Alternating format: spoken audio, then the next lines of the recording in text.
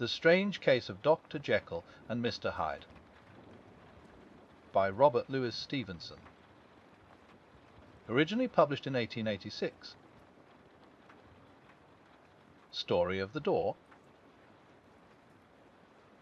Never lighted by a smile cold, scanty and embarrassed in discourse, backward in sentiment, lean, long, dusty, dreary and yet somehow lovable. At friendly meetings, and when the wine was to his taste, something eminently human beaconed from his eye, something indeed which never found its way into his talk, but which spoke not only in these silent symbols of the after-dinner face, but more often and loudly in the acts of his life. He was austere with himself, drank gin when he was alone, to mortify a taste for vintages, and though he enjoyed the theatre, had not crossed the doors of one for 20 years. But he had an approved tolerance for others, sometimes wondering, almost with envy, at the high pressure of spirits involved in their misdeeds, and in any extremity inclined to help rather than to reprove. I incline to Cain's heresy, he used to say quaintly. I let my brother go to the devil in his own way. In this character, it was frequently his fortune to be the last reputable acquaintance and the last good influence in the lives of downgoing men.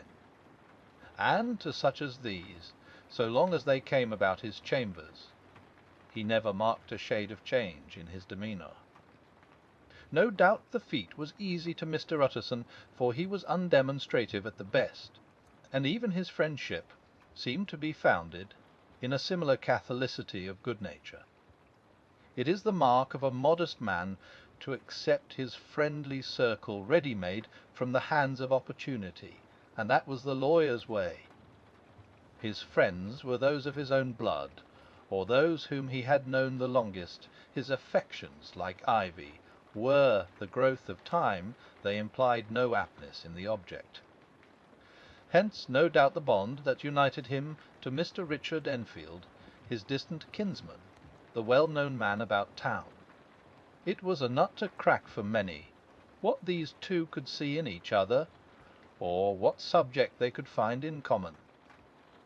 It was reported by those who encountered them in their Sunday walks, that they said nothing, looked singularly dulled, and would hail with obvious relief the appearance of a friend.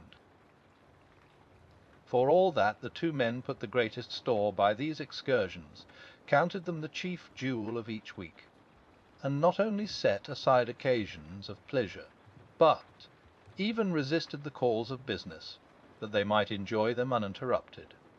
It chanced on one of these rambles that their way led them down a by-street in a busy quarter of London. The street was small and what is called quiet, but drove a thriving trade on the weekdays.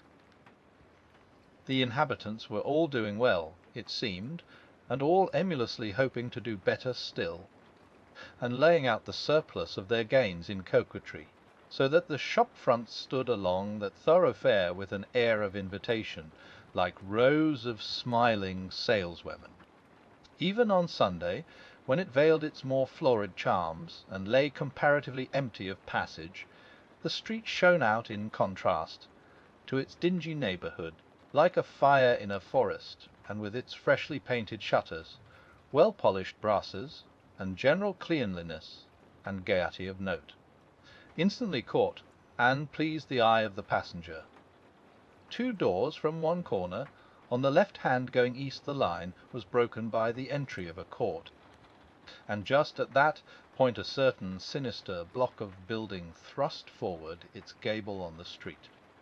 It was 2 stories high, showed no window, nothing but a door on the lower story, and a blind forehead of discoloured wall on the upper, and bore in every feature the marks of prolonged and sordid negligence. The door, which was equipped with neither bell nor knocker, was blistered and disdained. Tramps slouched into the recess and struck matches on the panels. Children kept shop upon the steps. The schoolboy had tried his knife on the mouldings, and for close on a generation no one had appeared to drive away these random visitors or to repair their ravages. Mr. Enfield and the lawyer were on the other side of the bis-street, but when they came abreast of the entry, the former lifted up his cane and pointed. "Did you ever remark that door?" he asked, and when his companion had replied in the affirmative, "It is connected in my mind," added he, "with a very odd story." "Indeed," said Mr. Utterson, with a slight change of voice. "And what was that?" "Well, it was this way," returned Mr. Enfield. "I was coming home from some place at the end of the world about 3 o'clock of a black winter morning, and my way lay through a part of town where there was literally nothing to be seen but lamps. Street after street, and all the folks asleep. Street after street, all lighted up as if for a procession, and all as empty as a church, till at last I got into that state of mind when a man listens and listens, begins to long for the sight of a policeman. All at once I saw two figures, one a little man who was stumping along eastward at a good walk, and the other a girl of maybe 8 or 10 who was running as hard as she was able down a cross street. Well, sir, the two ran into one another naturally enough at the corner, and then came the horrible part of the thing, for the man trampled calmly over the child's body and left her screaming on the ground. It sounds nothing to hear, but it was hellish to see. It wasn't like a man, it was like some damned juggernaut. I gave a few hallo, took to my heels, collared my gentleman, and brought him back to where there was already quite a group about the screaming child. He was perfectly cool and made no resistance, but gave me one look so ugly that it brought out the sweat on me like running. The people who had turned out were the girl's own family, and pretty soon the doctor, for whom she had been sent, put in his appearance. Well, the child was not much the worse, more frightened, according to the sawbones, and there you might have supposed would be an end to it. But there was one curious circumstance. I had taken a loathing to my gentleman at first sight. So had the child's family, which was only natural. But the doctor's case was what struck me.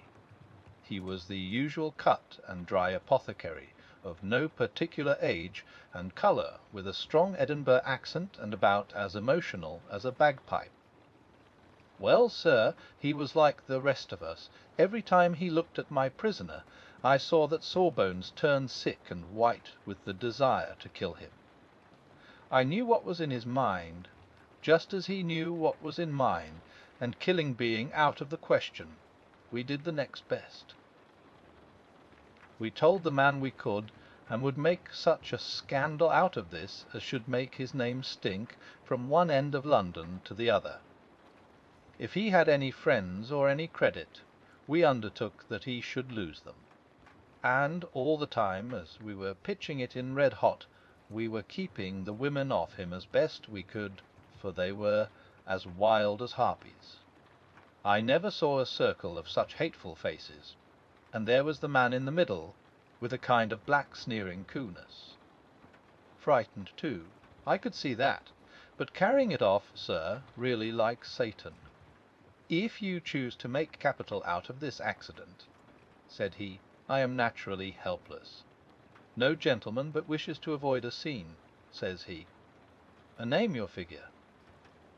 Well, we screwed him up to £100 for the child's family. He would have clearly liked to stick out. But there was something about the lot of us that meant mischief, and at last he struck. The next thing was to get the money, and where do you think he carried us but to that place with the door? Whipped out a key, went in, and presently came back with the matter of £10 in gold, and a cheque for the balance on Coates's, drawn payable to bearer and signed, with a name that I can't mention, though it's one of the points of my story, but it was a name at least very well known and often printed. The figure was stiff, but the signature was good for more than that if it was only genuine. I took the liberty of pointing out to my gentleman that the whole business looked apocryphal, and that a man does not, in real life, walk into a cellar door at 4 in the morning and come out with another man's cheque for close upon £100. But he was quite easy and sneering. "Set your mind at rest," says he. "I will stay with you till the banks open, and cash the cheque myself." So we all set off, the doctor, and the child's father, and our friend, and myself, and passed the rest of the night in my chambers, and next day, when we had breakfasted, went in a body to the bank. I gave in the cheque myself, and said I had every reason to believe it was a forgery. Not a bit of it. The cheque was genuine. "Tut, tut," said Mr. Utterson. "I see you feel as I do," said Mr. Enfield. "Wes, it's a bad story. For my man was a fellow that nobody could have to do with, a really damnable man, and the person that drew the cheek is the very pink of the proprieties. Celebrated too, and, what makes it worse, one of your fellows who do what they call good. Blackmail, I suppose, an honest man paying through the nose for some of the capers of his youth. Blackmail House is what I call the place with the door, in consequence. Though even that, you know, is far from explaining all," he added, and with the words fell into a vein of musing. From this he was recalled by Mr. Utterson asking rather suddenly, "And you don't know if the drawer of the chick lives there?" "A likely place, isn't it?" returned Mr. Enfield. "But I happen to have noticed his address. He lives in some square or other." "And you never asked about the place with the door?" said Mr. Utterson. "No, sir, I had a delicacy," was the reply. "I feel very strongly about putting questions. It partakes too much of the style of the Day of Judgment. You start a question, and it's like starting a stone. You sit quietly on the top of a hill, and away the stone goes, starting others, and presently some bland old bird, the last you would have thought of, is knocked on the head in his own back garden, and the family have to change their name. No, sir, I make it a rule of mine, the more it looks like Queer Street, the less I ask." "Ah, very good rule, too," said the lawyer. "But I have studied the place for myself," continued Mr. Enfield. "It seems scarcely a house. There is no other door, and nobody goes in or out of that one but, once in a great while, the gentleman of my adventure. There are 3 windows looking on the court on the first floor, none below. The windows are always shut, but they're clean. And then there is a chimney which is generally smoking, so somebody must live there. And yet it's not so sure, for the buildings are so packed together about the court that it's hard to say where one ends and another begins." The pair walked on again for a while in silence, and then, "Enfield," said Mr. Utterson, "that's a good rule of yours." "Wes, I think it is," returned Enfield. "But for all that," continued the lawyer, "there's one point I want to ask. I want to ask the name of that man who walked over the child." "Well," said Mr. Enfield, "I can't see what harm it would do. It was a man of the name of Hyde." "Echam," said Mr. Utterson. "What sort of a man is he to see? He is not easy to describe. There is something wrong with his appearance, something displeasing, something downright detestable. I never saw a man I so disliked, and yet I scarce know why. He must be deformed somewhere. He gives a strong feeling of deformity, although I couldn't specify the point. He's an extraordinary-looking man, and yet I really can name nothing out of the way. No, sir, I can make no hand of it. I can't describe him. And it's not want of memory, for I declare I can see him this moment." Mr. Utterson again walked some way in silence, and obviously under a weight of consideration. "You are sure he used a key?" he inquired at last. "My dear sir," began Enfield, surprised out of himself. "Wes, I know," said Utterson. "I know it must seem strange.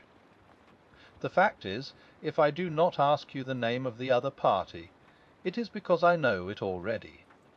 You see, Richard Tale has gone home. If you have been inexact in any point, you had better correct it." "I think you might have warned me," returned the other with a touch of sullenness. "But I have been pedantically exact, as you call it. The fellow had a key, and what's more, he has it still. I saw him use it not a week ago." Mr. Utterson sighed deeply, but said never a word, and the young man presently resumed. "Here is another lesson to say nothing," said he. "I am ashamed of my long tongue. Let us make a bargain never to refer to this again." "With all my heart," said the lawyer. "Why shake hands on that, Richard?"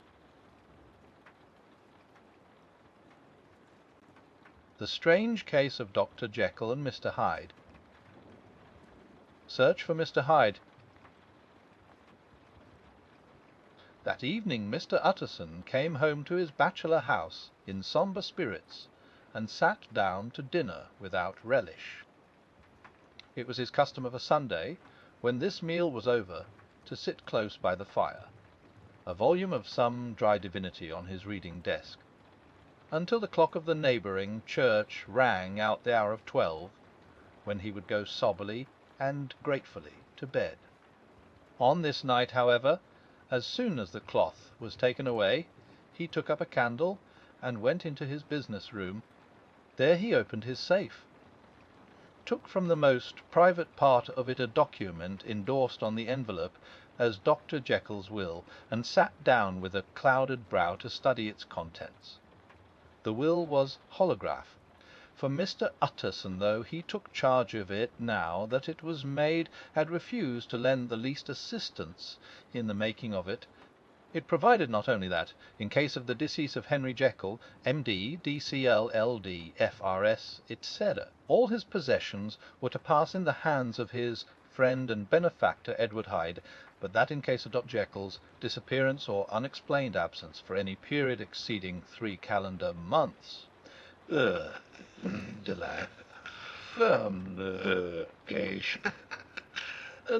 Octor's household, to be on the payment of few small sums to the many burthen or of Hyde should step into the said Henry Jekyll's shoes, the said 8 calend month. This document had long been the lawyer's eyesore.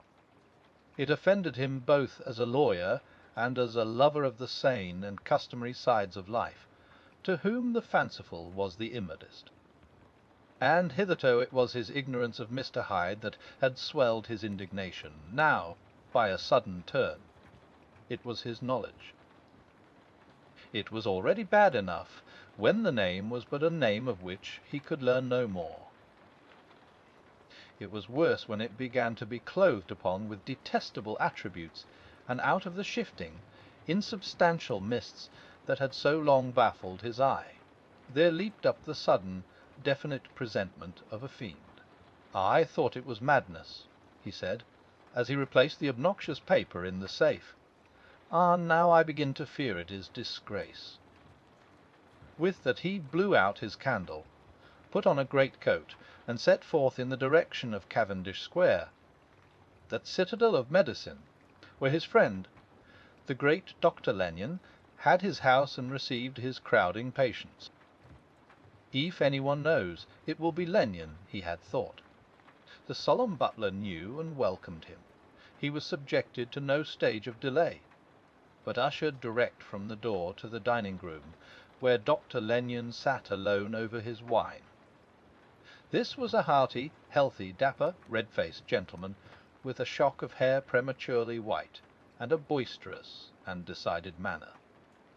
At sight of Mr. Utterson, he sprang up from his chair and welcomed him with both hands. The geniality, as was the way of the man, was somewhat theatrical to the eye, but it reposed on genuine feeling. For these two were old friends, old mates both at school and college, both thorough respecters of themselves and of each other. And what does not always follow? Men who thoroughly enjoyed each other's company. After a little rambling talk, the lawyer led up to the subject which so disagreeably preoccupied his mind.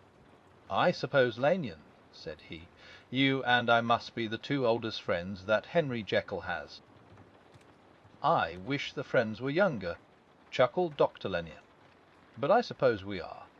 And what of that? I see little of him now." "Indeed," said Utterson. "I thought you had a bond of common interest." "We had," was the reply. "But it is more than 10 years since Henry Jekyll became too fanciful for me. He began to go wrong in mind, and though of course I continue to take an interest in him for old sake's sake, as they say, I see and I have seen devilish little of the man. Such unscientific balderdash," added the doctor, flushing suddenly purple, "would have a strange Damon and Pythias." This little spirit of temper was somewhat of a relief to Mr. Utterson. They have only differed on some point of science, he thought, and being a man of no scientific passions, except in the matter of conveyancing, he even added, "It is nothing worse than that." He gave his friend a few seconds to recover his composure, and then approached the question he had come to put. "Did you ever come across a P.R. Lottie of his, one Hyde?" he asked. "Hyde," repeated Lanyon. "No, never heard of him, since my time." That was the amount of information that the lawyer carried back with him to the grate, dark bed on which he tossed to and fro, until the small hours of the morning began to grow large. It was a night of little ease to his toiling mind, toiling in mere darkness, and besieged by questions. 6 o'clock struck on the bells of the church that was so conveniently near to Mr. Utterson's dwelling, and still he was digging at the problem. Hitherto it had touched him on the intellectual side alone, but now his imagination also was engaged, or rather enslaved, and as he lay and tossed in the gross darkness of the night and the curtained room, Mr. Enfield's tale went by before his mind in a scroll of lighted pictures. He would be aware of the great field of lamps of a nocturnal city, then of the figure of a man walking swiftly, then of a child running from the doctor's, and then these met, and that human juggernaut trod the child down, and passed on regardless of her screams. Or else he would see a room in a rich house, where his friend lay asleep, dreaming and smiling at his dreams, and then the door of that room would be open, the curtains of the bed plucked apart, the sleeper recalled, and lo, there would stand by his side a figure to whom power was given, and even at that dead hour he must rise and do its bidding.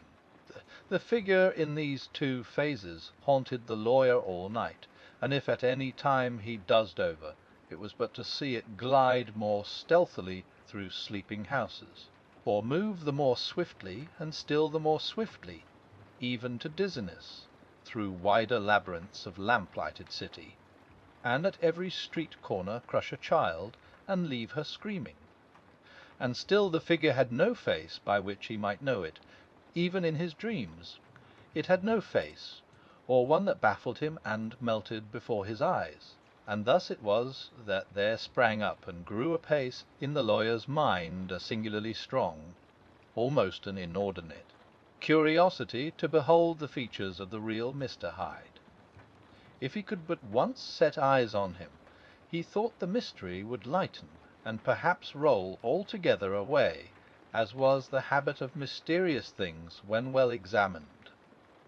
He might see a reason for his friend's strange preference or bondage, call it which you please, and even for the startling clauses of the will.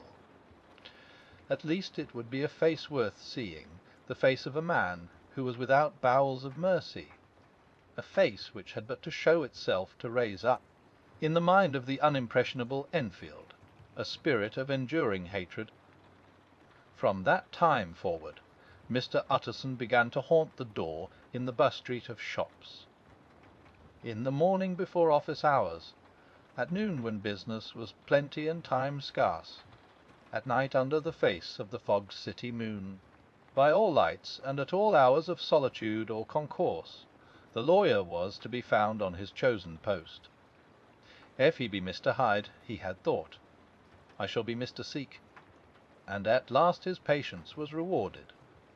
It was a fine dry night, frost in the air, the streets as clean as a ballroom floor, the lamps unshaken by any wind, drawing a regular pattern of light and shadow. By 10 o'clock, when the shops were closed, the bus-street was very solitary, and in spite of the low growl of London from all round, very silent. Small sounds carried far, domestic sounds out of the houses, were clearly audible on either side of the roadway, and the rumour of the approach of any passenger preceded him by a long time.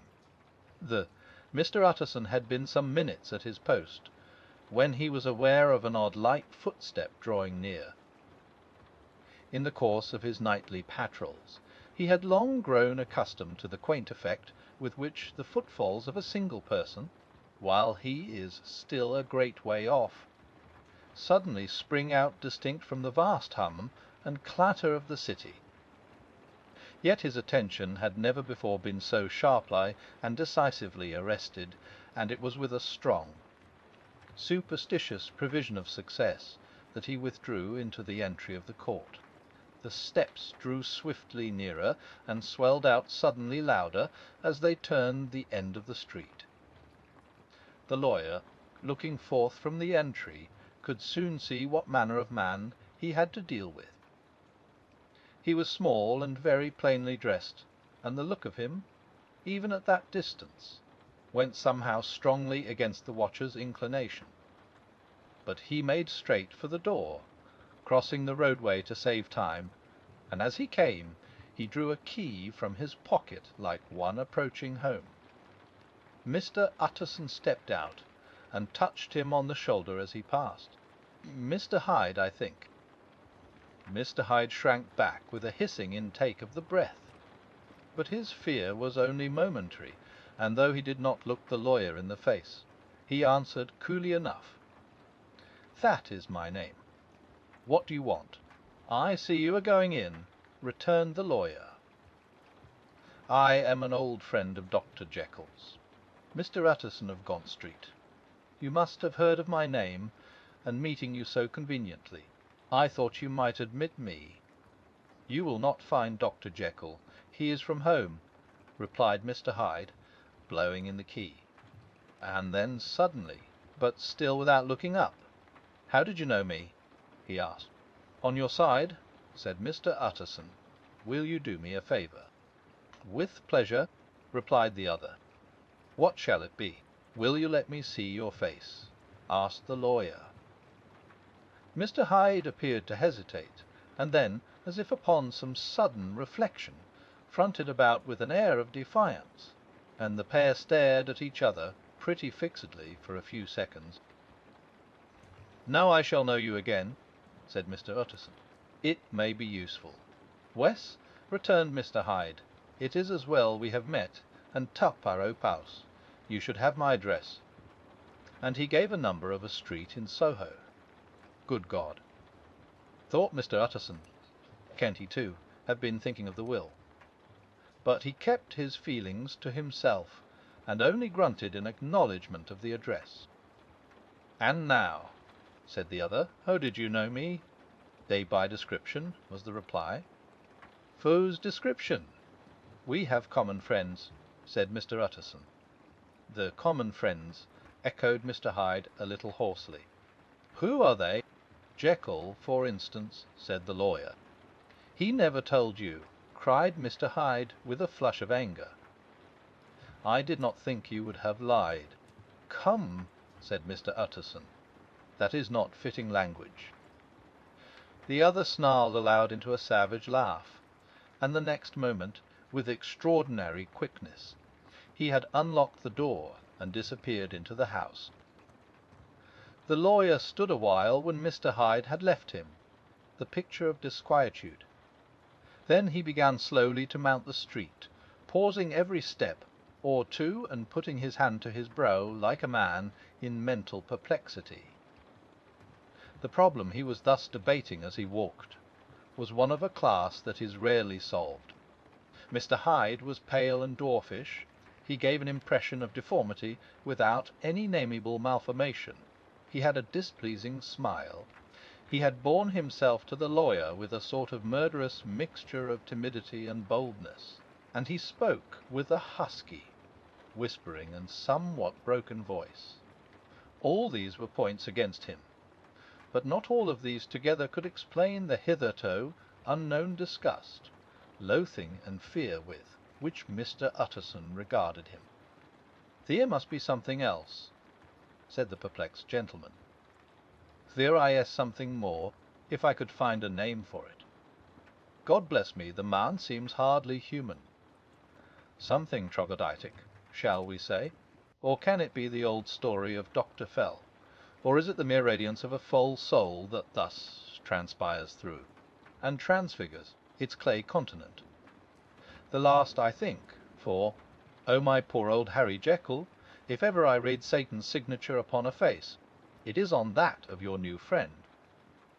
Round the corner from the street there was a square of ancient, handsome houses, now for the most part decayed from their high estate and let in flats and chambers to all sorts and conditions of men, map engravers, architects, shady lawyers, and the agents of obscure enterprises.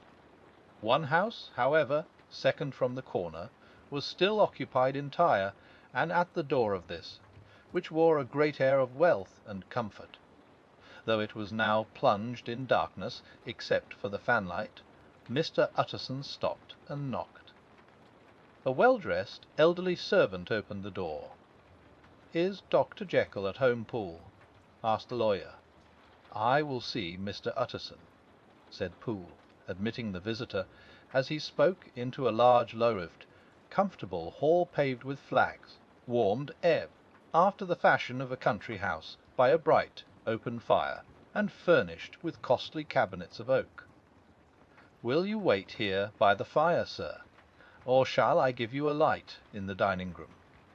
"Here, thank you," said the lawyer, and he drew near and leaned on the tall fender.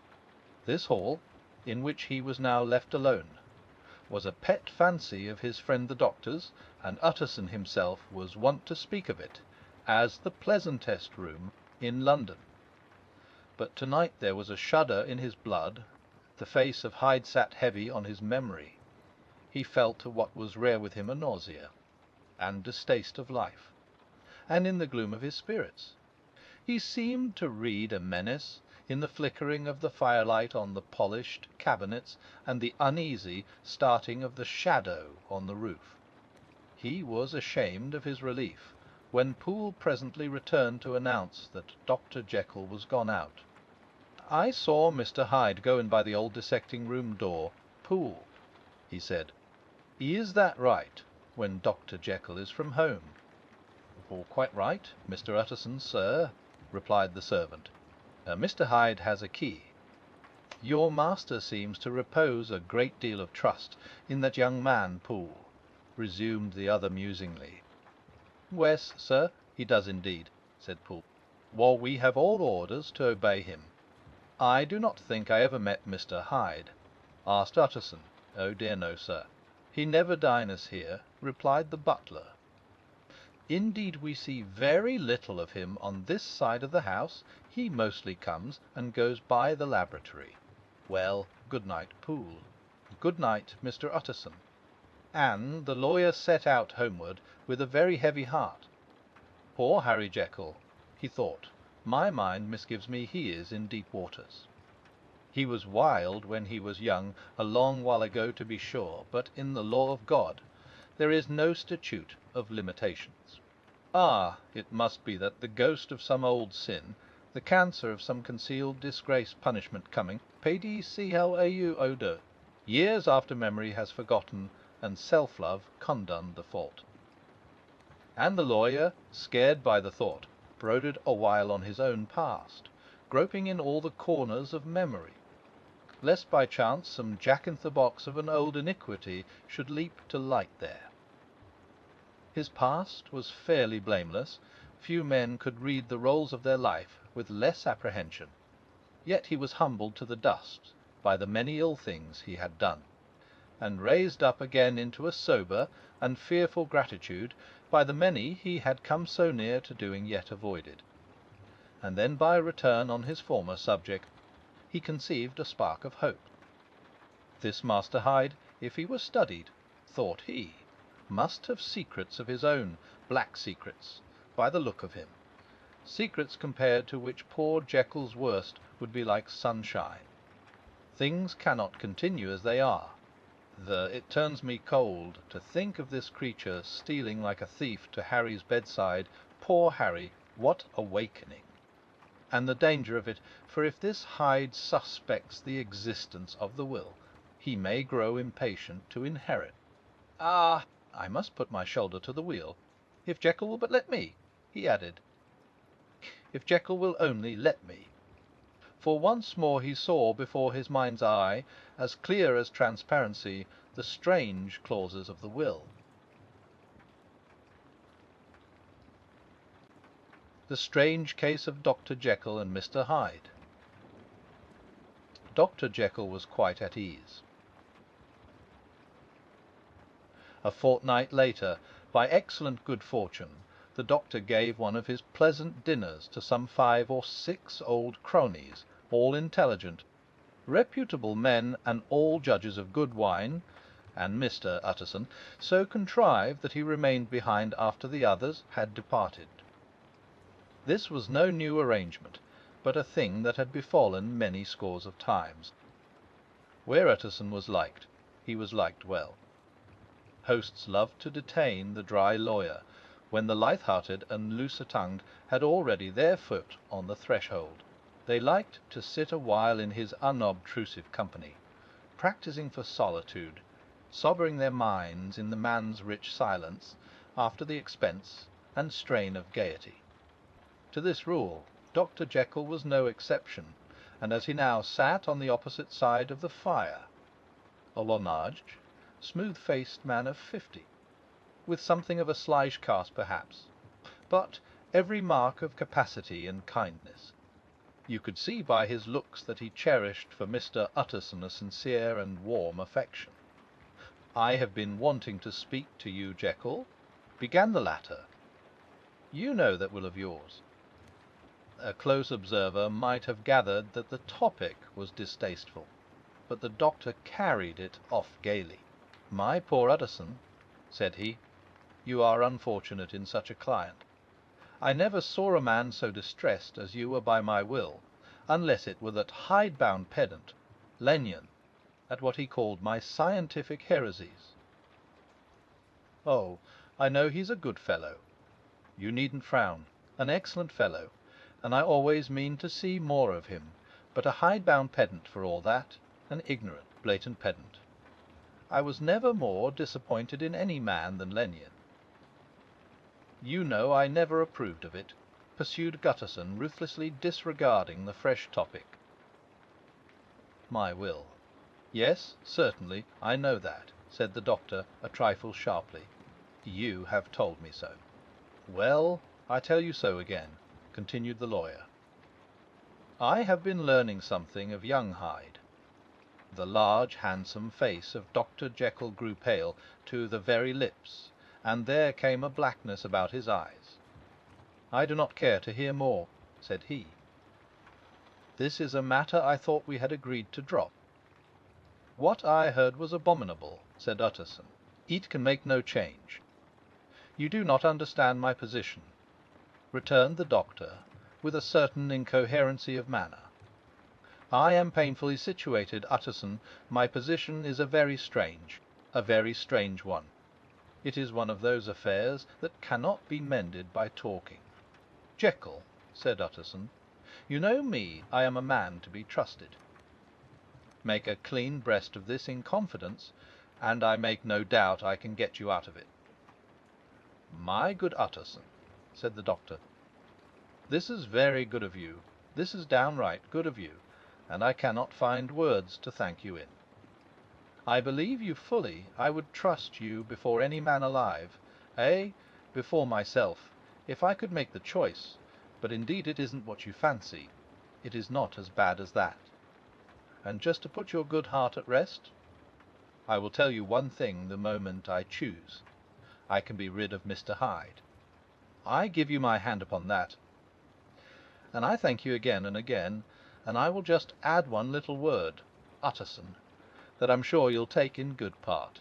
This is a private matter, and I beg of you to let it sleep. Utterson reflected a little, looking in the fire. I have no doubt you are perfectly right, he said at last, getting to his feet. Well, but since we have touched upon this business, and for the last time, I hope, continued the doctor, there is one point I should like you to understand. I have really a very great interest in poor Hyde. I know you have seen him. He told me so, and I fear he was rude. But I do sincerely take a very great interest in that young man, and if I am taken away, Utterson, I wish you to promise me that you will bear with him and get his rights for him. I think you would if you knew all, and it would be a weight off my mind if you would promise. I can't pretend that I shall ever like him, said the lawyer. I don't ask that, pleaded Jekyll, laying his hand upon the other's arm. I only ask for justice. I only ask you to help him for my sake, when I am no longer here. Utterson heaved an irrepressible sigh. Well, said he, I promise. The strange case of Dr. Jekyll and Mr. Hyde. The Kerry murder case. By a crime of singular ferocity, and rendered all the more notable by the high position of the victim. The details were few and startling.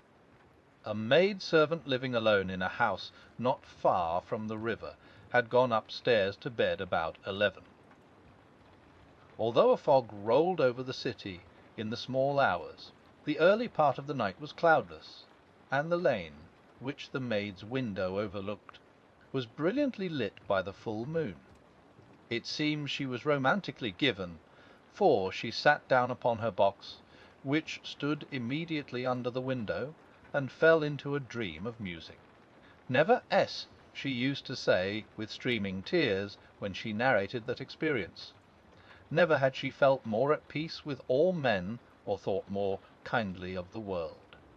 And as she so sat, she became aware of an aged, beautiful gentleman with white hair, drawing near along the lane, and advancing to meet him. Another and very small gentleman, to whom at first she paid less attention. When they had come within speech, which was just under the maid's eyes, the older man bowed, and accosted the other with a very pretty manner of politeness.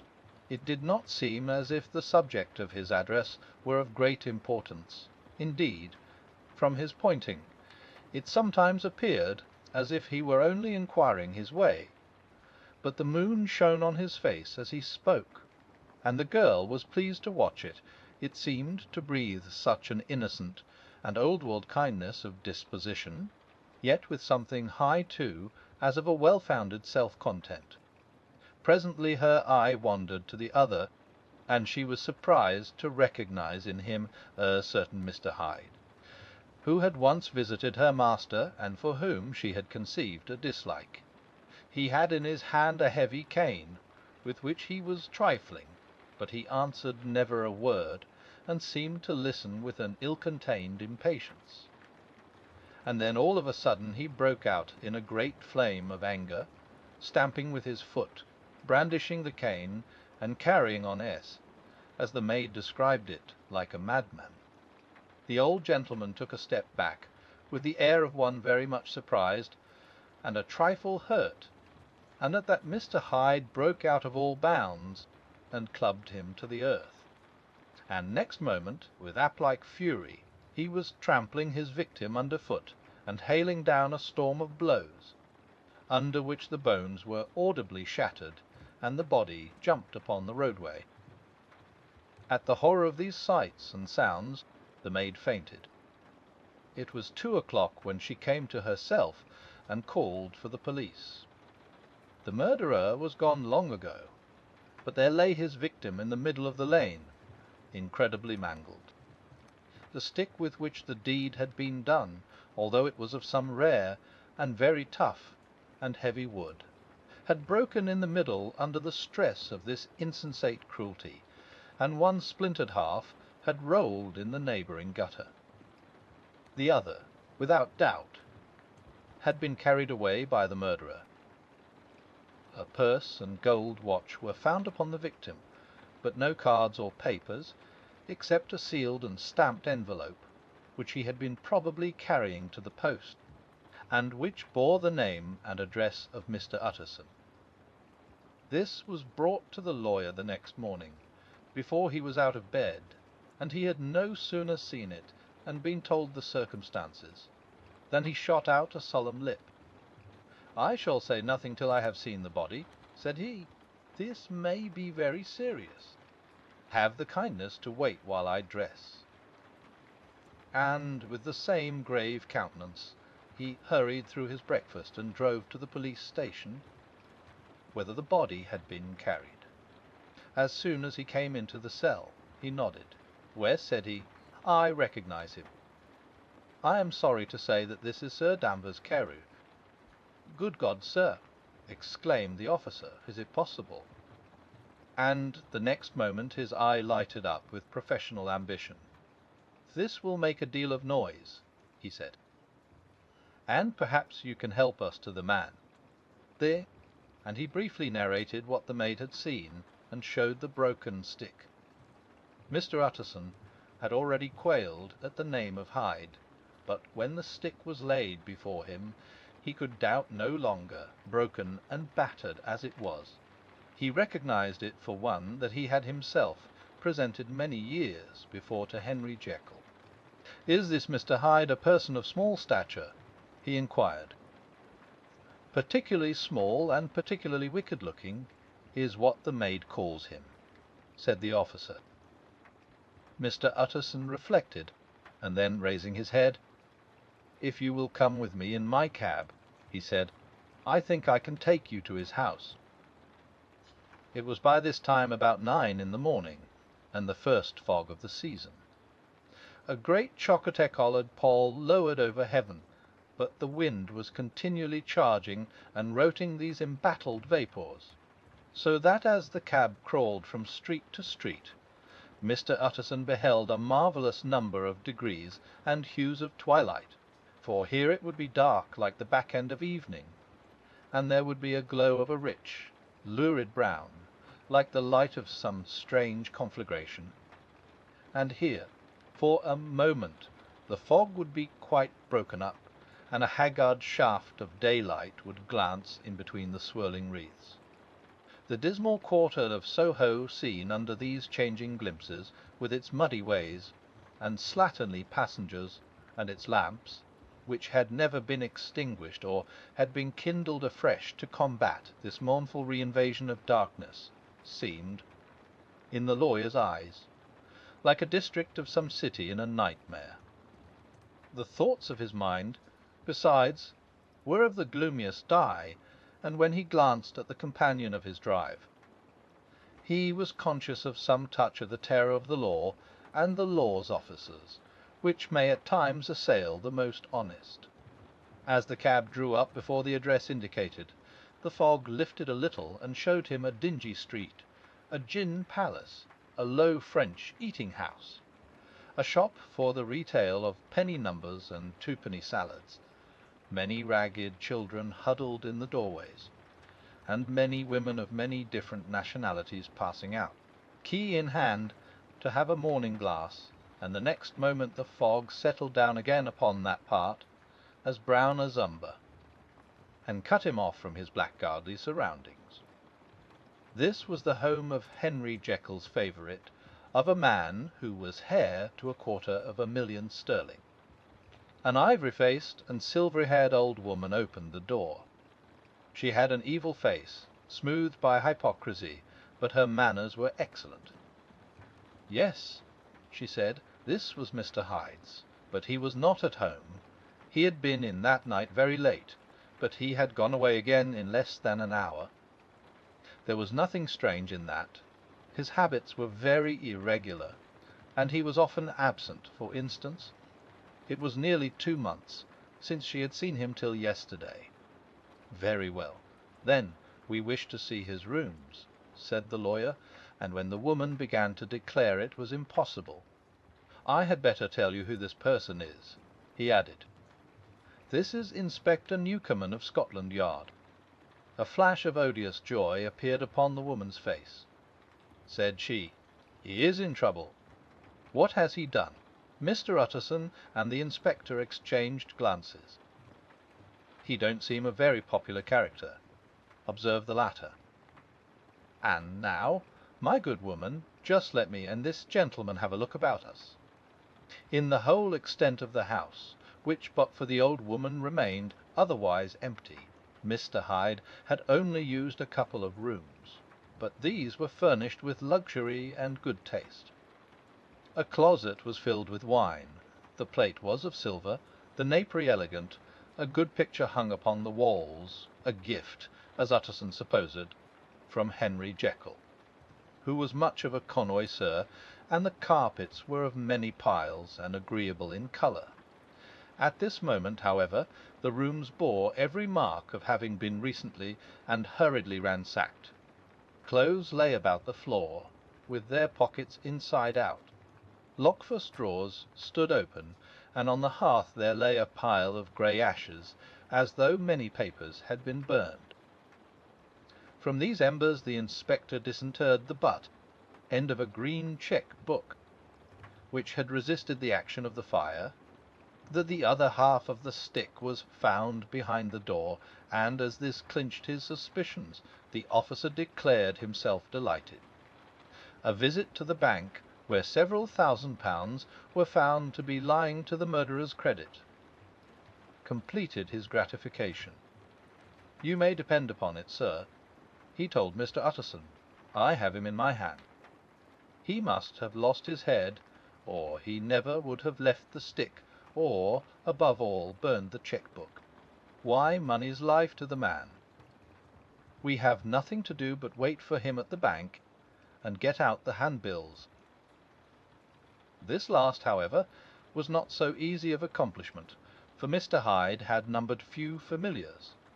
Even the master of the servant maid had only seen him twice. His family could nowhere be traced. He had never been photographed, and the few who could describe him differed widely, as common observers will. Only on one point were they agreed, and that was the haunting sense of unexpressed deformity with which the fugitive impressed his beholders. The strange case of Dr. Jekyll and Mr. Hyde. Incident of the letter. It was late in the afternoon when Mr. Utterson found his way to Dr. Jekyll's door, where he was at once admitted by Poole, and carried down by the kitchen offices and across a yard which had once been a garden, to the building which was indifferently known as the laboratory or dissecting rooms. The doctor had bought the house from the heirs of a celebrated surgeon, and his own tastes being rather chemical than anatomical, had changed the destination of the block at the bottom of the garden. It was the first time that the lawyer had been received in that part of his friend's quarters, and he eyed the dingy, windowless structure with curiosity, and gazed round with a distasteful sense of strangeness as he crossed the theatre, once crowded with eager students, and now lying gaunt and silent, the tables laden with chemical apparatus, the floor strewn with crates and littered with packing straw, and the light falling dimly through the foggy cupola. At the further end a flight of stairs mounted to a door covered with red baize, and through this Mr. Utterson was at last received into the doctor's cabinet. It was a large room fitted round with glass presses, furnished, among other things, with a cheval glass and a business table, and looking out upon the court by 3 dusty windows barred with iron. The fire burned in the grate. A lamp was set lighted on the chimney shelf, for even in the houses the fog began to lie thickly, and there, close up to the warmth, sat Dr. Jekyll, looking deathly sick. He did not rise to meet his visitor, but held out a cold hand and bade him welcome in a changed voice. "And now," said Mr. Utterson, as soon as Poole had left them, "you have heard the news." The doctor shuddered. "They were crying it in the square," he said. "I heard them in my dining-room. One word," said the lawyer. "Carew was my client, but so are you, and I want to know what I am doing." "You have not been mad enough to hide this fellow?" "Utterson, I swear to God," cried the doctor, "I swear to God I will never set eyes on him again. I bind my honour to you that I am done with him in this world. It is all at an end. And indeed he does not want my help. You do not know him as I do. He is safe. He is quite safe. Mark my words, he will never more be heard of." The lawyer listened gloomily. He did not like his friend's feverish manner. "You seem pretty sure of him," said he, "and for your sake I hope you may be right. If it came to a trial, your name might appear." "I am quite sure of him," replied Jekyll. "I have grounds for certainty that I cannot share with any one. But there is one thing on which you may advise me. I have received a letter, and I am at a loss whether I should show it to the police. I should like to leave it in your hands, Utterson. You would judge wisely, I am sure. I have so great a trust in you." "You fear, I suppose, that it might lead to his detection?" asked the lawyer. "No," said the other. "I cannot say that I care what becomes of Hyde. I am quite done with him. I was thinking of my own character, which this hateful business has rather exposed." Utterson ruminated a while. He was surprised at his friend's selfishness, and yet relieved by it. "Well," said he, at last, "let me see the letter." The letter was written in an odd, upright hand and signed Edward Hyde, and it signified, briefly enough, that the writer's benefactor, Dr. Jekyll, whom he had long so unworthily repaid for 1,000 generosities, need labour under no alarm for his safety, as he had means of escape on which he placed a sure dependence. The lawyer liked this letter well enough. It put a better colour on the intimacy than he had looked for, and he blamed himself for some of his past suspicions. "Have you the envelope?" he asked. "I burned it," replied Jekyll, "before I thought what I was about, but it bore no postmark." The note was handed in. "Shall I keep this and sleep upon it?" asked Utterson. "I wish you to judge for me entirely," was the reply. "I have lost confidence in myself?" "Well, I shall consider," returned the lawyer. "And now one word more. It was Hyde who dictated the terms in your will about that disappearance." The doctor seemed seized with a qualm of faintness. He shut his mouth tight and nodded. "I knew it," said Utterson. "He meant to murder you. You had a fine escape." "I have had what is far more to the purpose," returned the doctor solemnly. "I have had a lesson, O God, Utterson, what a lesson I have had!" And he covered his face for a moment with his hands. On his way out, the lawyer stopped and had a word or two with Poole. "By the by," said he, "there was a letter handed in today. What was the messenger like?" But Poole was positive nothing had come except by post, and only circulars by that. He added, "This news sent off the visitor with his fears renewed. Plainly the letter had come by the laboratory door. Possibly, indeed, it had been written in the cabinet, and if that were so, it must be differently judged, and handled with the more caution. The newsboys, as he went, were crying themselves hoarse along the footways. Special edition. Shocking murder of an MP. That was the funeral oration of one friend and client of the, and he could not help a certain apprehension lest the good name of another should be sucked down in the eddy of the scandal. It was, at least, a ticklish decision that he had to make, and self-reliant as he was by habit, he began to cherish a longing for advice.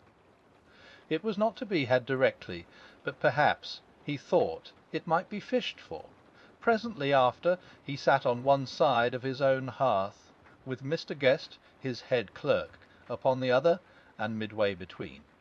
At a nicely calculated distance from the fire, a bottle of a particular old wine that had long dwelt unsunned in the foundations of his house.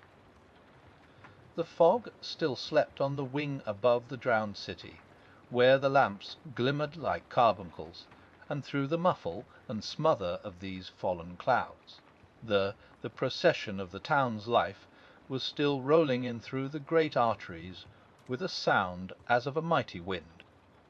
But the room was gay with firelight. In the bottle the acids were long ago resolved. The imperial dye had softened with time, as the colour grows richer in stained windows, and the glow of hot autumn afternoons on hillside vineyards was ready to be set free and to disperse the fogs of London. Insensibly the lawyer melted. There was no man from whom he kept fewer secrets than Mr. Guest, and he was not always sure that he kept as many as he meant. Guest had often been on business to the doctor's. He knew Poole. He could scarce have failed to hear of Mr. Hyde's familiarity about the house. He might draw conclusions. Was it not as well, then, that he should see a letter which put that mystery to rights? And above all, since Guest, being a great student and critic of handwriting, would consider the step natural and obliging. The clerk, besides, was a man of counsel. He could scarce read so strange a document without dropping a remark, and by that remark Mr. Utterson might shape his future course. "This is a sad business about Sir Danvers," he said. "Yes, sir, indeed." "It has elicited a great deal of public feeling," returned Guest. "The man, of course, was mad." "I should like to hear your views on that," replied Utterson. "I have a document here in his handwriting. It is between ourselves, for I scarce know what to do about it. It is an ugly business at the best. But there it is, quite in your way, a murderer's autograph." Guest's eyes brightened, and he sat down at once and studied it with passion. "No, sir," he said, "not mad, but it is an odd hand." "And by all accounts a very odd writer," added the lawyer. Just then the servant entered with a note. "Is that from Dr. Jekyll, sir?" inquired the clerk. "I thought I knew the writing." "Anything private, Mr. Utterson?" "Only an invitation to dinner." "Why? Do you want to see it?" "One moment." "I thank you, sir." And the clerk laid the 2 sheets of paper alongside, and sedulously compared their contents. "Thank you, sir," he said at last, returning both. "It's a very interesting autograph." There was a pause, during which Mr. Utterson struggled with himself. "What did you compare them, Guest?" he inquired suddenly. "Well, sir," returned the clerk, "there's a rather singular resemblance. The 2 hands are in many points identical, only differently sloped." "Rather quaint," said Utterson. "It is, as you say, rather quaint," returned Guest. "I wouldn't speak of this note, you know," said the master. "No, sir," said the clerk. "I understand."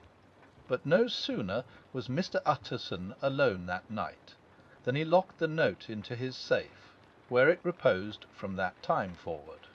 What, he thought, Henry Jekyll forge for a murderer? And his blood ran cold in his veins. The strange case of Dr. Jekyll and Mr. Hyde. Incident of Dr. Lanyon. of Sir Danvers was resented as a public injury, but Mr. Hyde had disappeared out of the ken of the police, as though he had never existed. Much of his past was unearthed, indeed, and all disreputable tales came out of the man's cruelty, at once so callous and violent, of his vile life, of his strange associates, of the hatred that seemed to have surrounded his career, but of his present whereabouts, not a whisper. From the time he had left the house in Soho on the morning of the murder, he was simply blotted out, and gradually, as time drew on, Mr. Utterson began to recover from the hotness of his alarm, and to grow more at quiet with himself. The death of Sir Danvers was, to his way of thinking, more than paid for by the disappearance of Mr. Hyde. Now that that evil influence had been withdrawn, a new life began for Dr. Jekyll.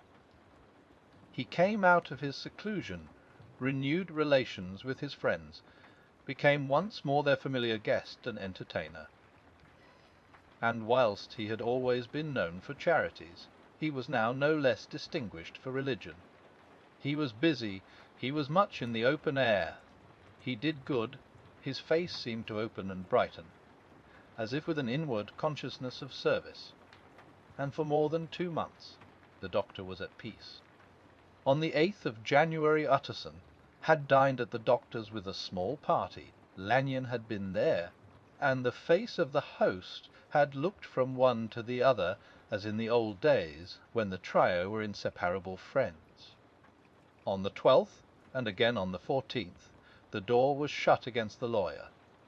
The doctor was confined to the house, Poole said. Hand saw no one. On the 15th he tried again, and was again refused, and having now been used for the last 2 months to see his friend almost daily, he found this return of solitude to weigh upon his spirits. The 5th night he had in guests to dine with him, and the 6th he betook himself to Dr. Lanyon's. There at least he was not denied admittance, but when he came in, he was shocked at the change which had taken place in the doctor's appearance. He had his death warrant written legibly upon his face. The rosy man had grown pale, his flesh had fallen away, he was visibly balder and older, and yet it not so much these tokens of a swift physical decay that arrested the lawyer's notice, as a look in the eye and quality of manner that seemed to testify to some deep-seated terror of the mind. It was unlikely that the doctor should fear death, and yet that was what Utterson was tempted to suspect. Wes, he thought. He is a doctor, he must know his own state, and that his days are counted, and the knowledge is more than he can bear. And yet when Utterson remarked on his ill looks, it was with an air of great firmness that Lanyon declared himself a doomed man. I have had a shock, he said, and I shall never recover. It is a question of weeks. Well, life has been pleasant. I liked it, yes. Sir, I used to like it. I sometimes think if we knew all, we should be more glad to get away. Jekyll is ill, too, observed Utterson. Have you seen him? But Lanyon's face changed, and he held up a trembling hand. I wish to see or hear no more of Dr. Jekyll, he said in a loud, unsteady voice. I am quite done with that person, and I beg that you will spare me any allusion to one whom I regard as dead. Tut, tut, said Mr. Utterson, and then after a considerable pause, can't I do anything? He inquired. We are 3 very old friends, Lanyon. We shall not live to make others. Nothing can be done, returned Lanyon, ask himself. He will not see me, said the lawyer. I am not surprised at that, was the reply. Some day, Utterson, after I am dead, you may perhaps come to learn the right and wrong of this. I cannot tell you. And in the meantime, if you can sit and talk with me of other things, for God's sake, stay and do so. But if you cannot keep clear of this accursed topic, then in God's name go, for I cannot bear it. As soon as he got home, Utterson sat down and wrote to Jekyll, complaining of his exclusion from the house, and asking the cause of this unhappy break with Lanyon, and the next day brought him a long answer, often very pathetically worded, and sometimes darkly mysterious in drift. The quarrel with Lanyon was incurable. "I do not blame our old friend," Jekyll wrote, "but I share his view that we must never meet. I mean from henceforth to lead a life of extreme seclusion. You must not be surprised, nor must you doubt my friendship, if my door is often shut even to you. You must suffer me to go my own dark way. I have brought on myself a punishment and a danger that I cannot name. If I am the chief of sinners, I am the chief of sufferers also.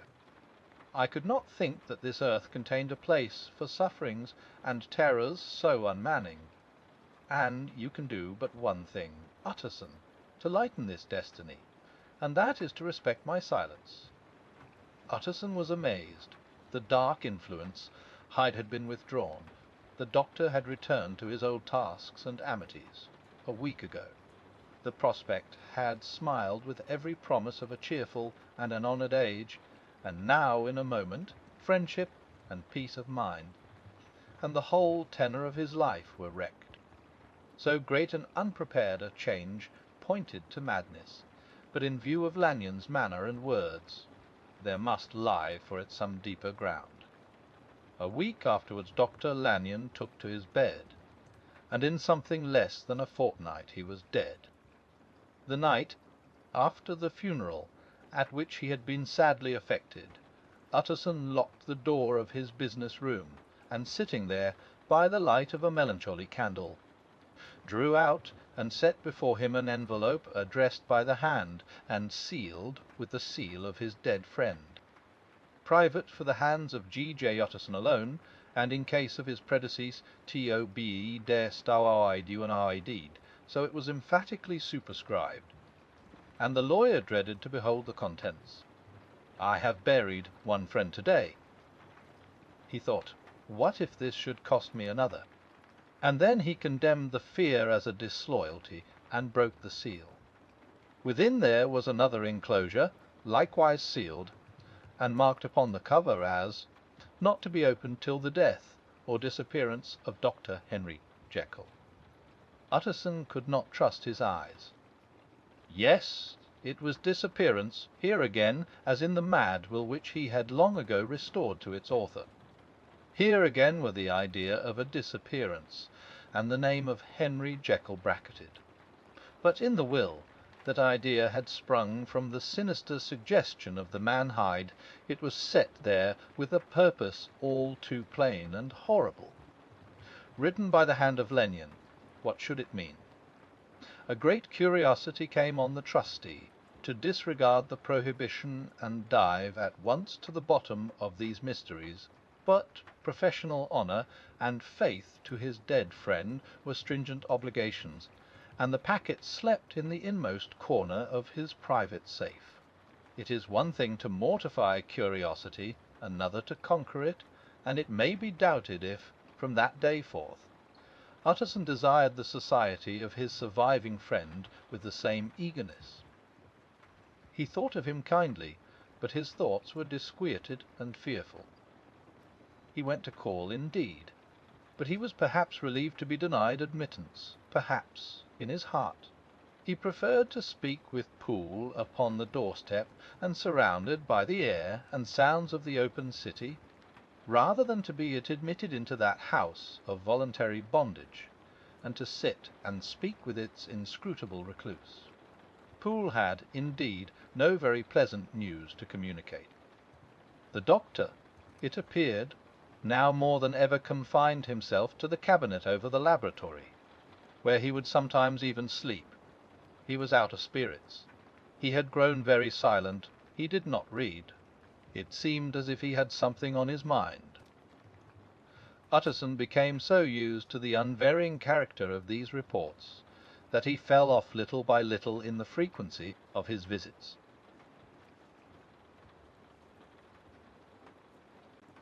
The strange case of Dr. Jekyll and Mr. Hyde. Incident at the window. It chanced on Sunday, when Mr. Utterson was on his usual walk with Mr. Enfield, that their way lay once again through the by-street, and that when they came in front of the door, both stopped to gaze on it. "Well," said Enfield, "that story's at an end at least. We shall never see more of Mr. Hyde." "I hope not," said Utterson. "Did I ever tell you that I once saw him and shared your feeling of repulsion? It was impossible to do the one without the other," returned Enfield. "And by the way, what an ass you must have thought me, not to know that this was a back way to Dr. Jekyll's. It was partly your own fault that I found it out, even when I did." "So you found it out, did you?" said Utterson. "But if that be so, we may step into the court and take a look at the windows. To tell you the truth, I am uneasy about poor Jekyll, and even outside I feel as if the presence of a friend might do him good." The court was very cool and a little damp, and full of premature twilight, although the sky high up overhead was still bright with sunset. The middle one of the three windows was halfway open, and sitting close beside it, taking the air with an infinite sadness of mind, like some disconsolate prisoner, Utterson saw Dr. Jekyll. "What? Jekyll, Jekyll," he cried, "I trust you are better." "I am very low, Utterson," replied the doctor drearily, "very low. It will not last long, thank God." "View you stay too much indoors?" said the lawyer. "You should be out, whipping up the circulation like Mr. Enfield and me," said. "This is my cousin, Mr. Enfield. Dr. Jekyll, come now, get your hat and take a quick turn with us." "You are very good," sighed the other. "I should like to very much, but no, it is quite impossible. I dare not. But indeed, Utterson, I am very glad to see you. This is really a great pleasure. I would ask you and Mr. Enfield up, but the place is really not fit." "Why, then," said the lawyer, good-naturedly, "the best thing we can do is to stay down here and speak with you from where we are." "That is just what I was about to venture to propose," returned the doctor with a smile. But the words were hardly uttered before the smile was struck out of his face and succeeded by an expression of such abject terror and despair as froze the very blood of the two gentlemen below. They saw it but for a glimpse, for the window was instantly thrust down, but that glimpse had been sufficient, and they turned and left the court without a word. In silence, too, they traversed the by-street, and it was not until they had come into a neighbouring thoroughfare, where even upon a Sunday there were still some stirrings of life, that Mr. Utterson at last turned and looked at his companion. They were both pale, and there was an answering horror in their eyes. "God forgive us, God forgive us," said Mr. Utterson. But Mr. Enfield only nodded his head very seriously, and walked on once more in silence. The strange case of Dr. Jekyll and Mr. Hyde. The last night. He was surprised to receive a visit from Poole. "Bless me, Poole, what brings you here?" he cried, and then taking a second look at him, "What ails you?" he added. "Is the doctor ill?" "Mr. Utterson," said the man, "there is something wrong." "Take a seat, and here is a glass of wine for you," said the lawyer. "No, take your time, and tell me plainly what you want." "You know the doctor's ways, sir," replied Poole, "and how he shuts himself up." "Well, he's shut up again in the cabinet, and I don't like it, sir. I wish I may die if I like it." "Mr. Utterson, sir, I'm afraid." "Now, my good man," said the lawyer, "be explicit. What are you afraid of?" "I've been afraid for about a week," returned Poole, doggedly disregarding the question. and I can bear it no more." The man's appearance amply bore out his words. His manner was altered for the worse, and except for the moment, when he had first announced his terror, he had not once looked the lawyer in the face. Even now he sat with the glass of wine untasted on his knee, and his eyes directed to a corner of the floor. "I can bear it no more," he repeated. "Come," said the lawyer, "I see you have some good reason, Poole. I see there is something seriously amiss. Try to tell me what it is." "I think there's been foul play," said Poole, hoarsely. "Foul play!" cried the lawyer, a good deal frightened, and rather inclined to be irritated in consequence. "What foul play? What does the man mean?" "I daren't say, sir," was the answer.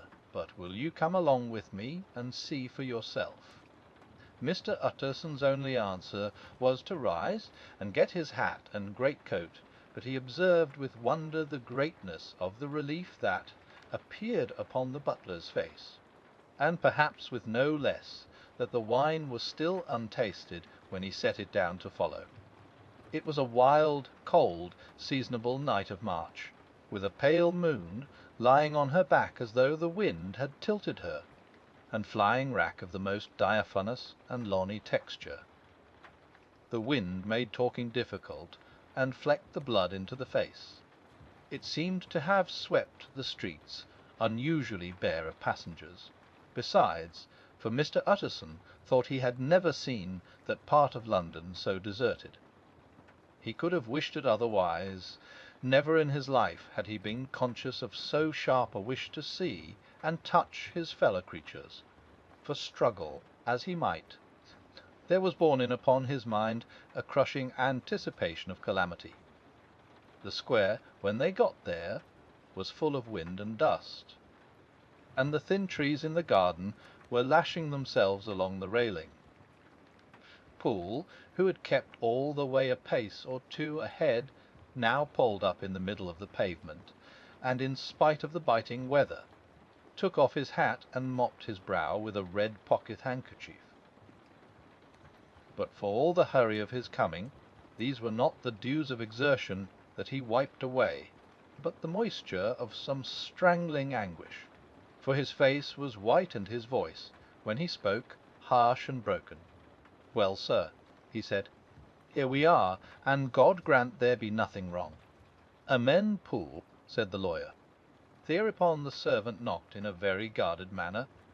The door was opened on the chain, and a voice asked from within, "Is that you, Poole?"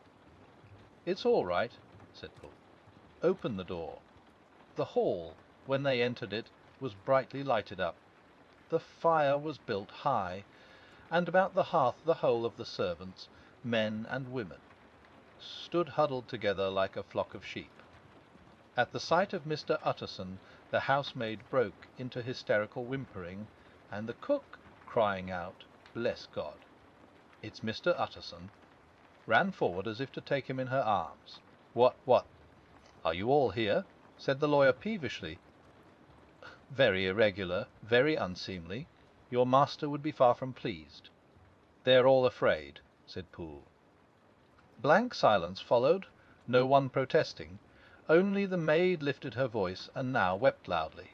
"Hold your tongue," Poole said to her, with a ferocity of accent that testified to his own jangled nerves, and indeed, when the girl had so suddenly raised the note of her lamentation, they had all started and turned towards the inner door with faces of dreadful expectation. "And now," continued the butler, addressing the knife boy, "reach me a candle, and we'll get this through hands at once." And then he begged Mr. Utterson to follow him, and led the way to the back garden. "Now, sir," said he, "you come as gently as you can. I want you to hear, and I don't want you to be heard. And see here, sir, if by any chance he was to ask you in, don't go." Mr. Utterson's nerves, at this unlooked-for termination, gave a jerk that nearly threw him from his balance, but he recollected his courage and followed the butler into the laboratory, building through the surgical theatre, with its lumber of crates and bottles, to the foot of the stair. Here Poole motioned him to stand on one side and listen, while he himself, setting down the candle and making a great and obvious call on his resolution, mounted the steps and knocked with a somewhat uncertain hand on the red baize of the cabinet door. "Mr. Utterson, sir, asking to see you," he called, and even as he did so, once more violently signed to the lawyer to give ear. A voice answered from within. "Tell him I cannot see anyone," it said complainingly. "Thank you, sir," said Poole, with a note of something like triumph in his voice, and taking up his candle, he led Mr. Utterson back across the yard and into the great kitchen, where the fire was out and the beetles were leaping on the floor. "Sir," he said, looking Mr. Utterson in the eyes, was that my master's voice. "It seems much changed," replied the lawyer, very pale, but giving look for look. "The changed? Well, yes, I think so," said the butler. "Have I been 20 years in this man's house to be deceived about his voice?" "No, sir, master's made away with. He was made away with 8 days ago, when we heard him cry out upon the name of God, and WSOS in there instead of him. The ambuhy, it stays there, is a thing that cries to heaven, Mr. Utterson." "Doc, that is a very strange tale, Poole. This is rather a wild tale, my man," said Mr. Utterson, biting his finger. "Suppose it were as you suppose. Supposing Dr. Jekyll to have been, well, murdered, what could induce the murderer to stay? That won't hold water. It doesn't commend itself to reason."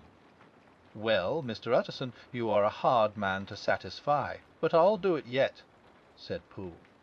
"All this last week she must know him, or it, whatever it is that lives in that cabinet, has been crying night and day for some sort of medicine, and cannot get it to his mind.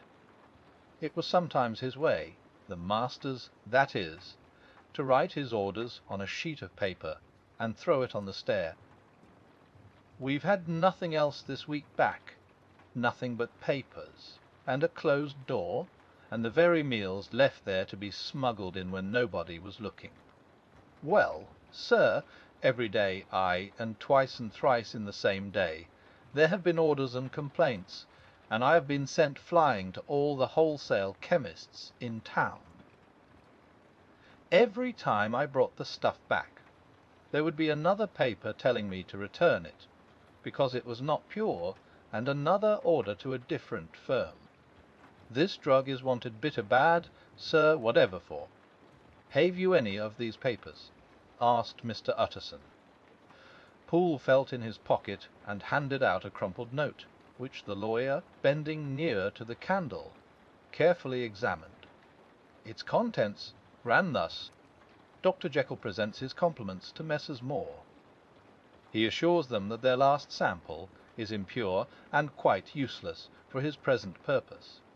In the year 18, Dr. J. purchased a somewhat large quantity from Messrs. M. He now begs them to search with most sedulous care, and should any of the same quality be left, forward it to him at once.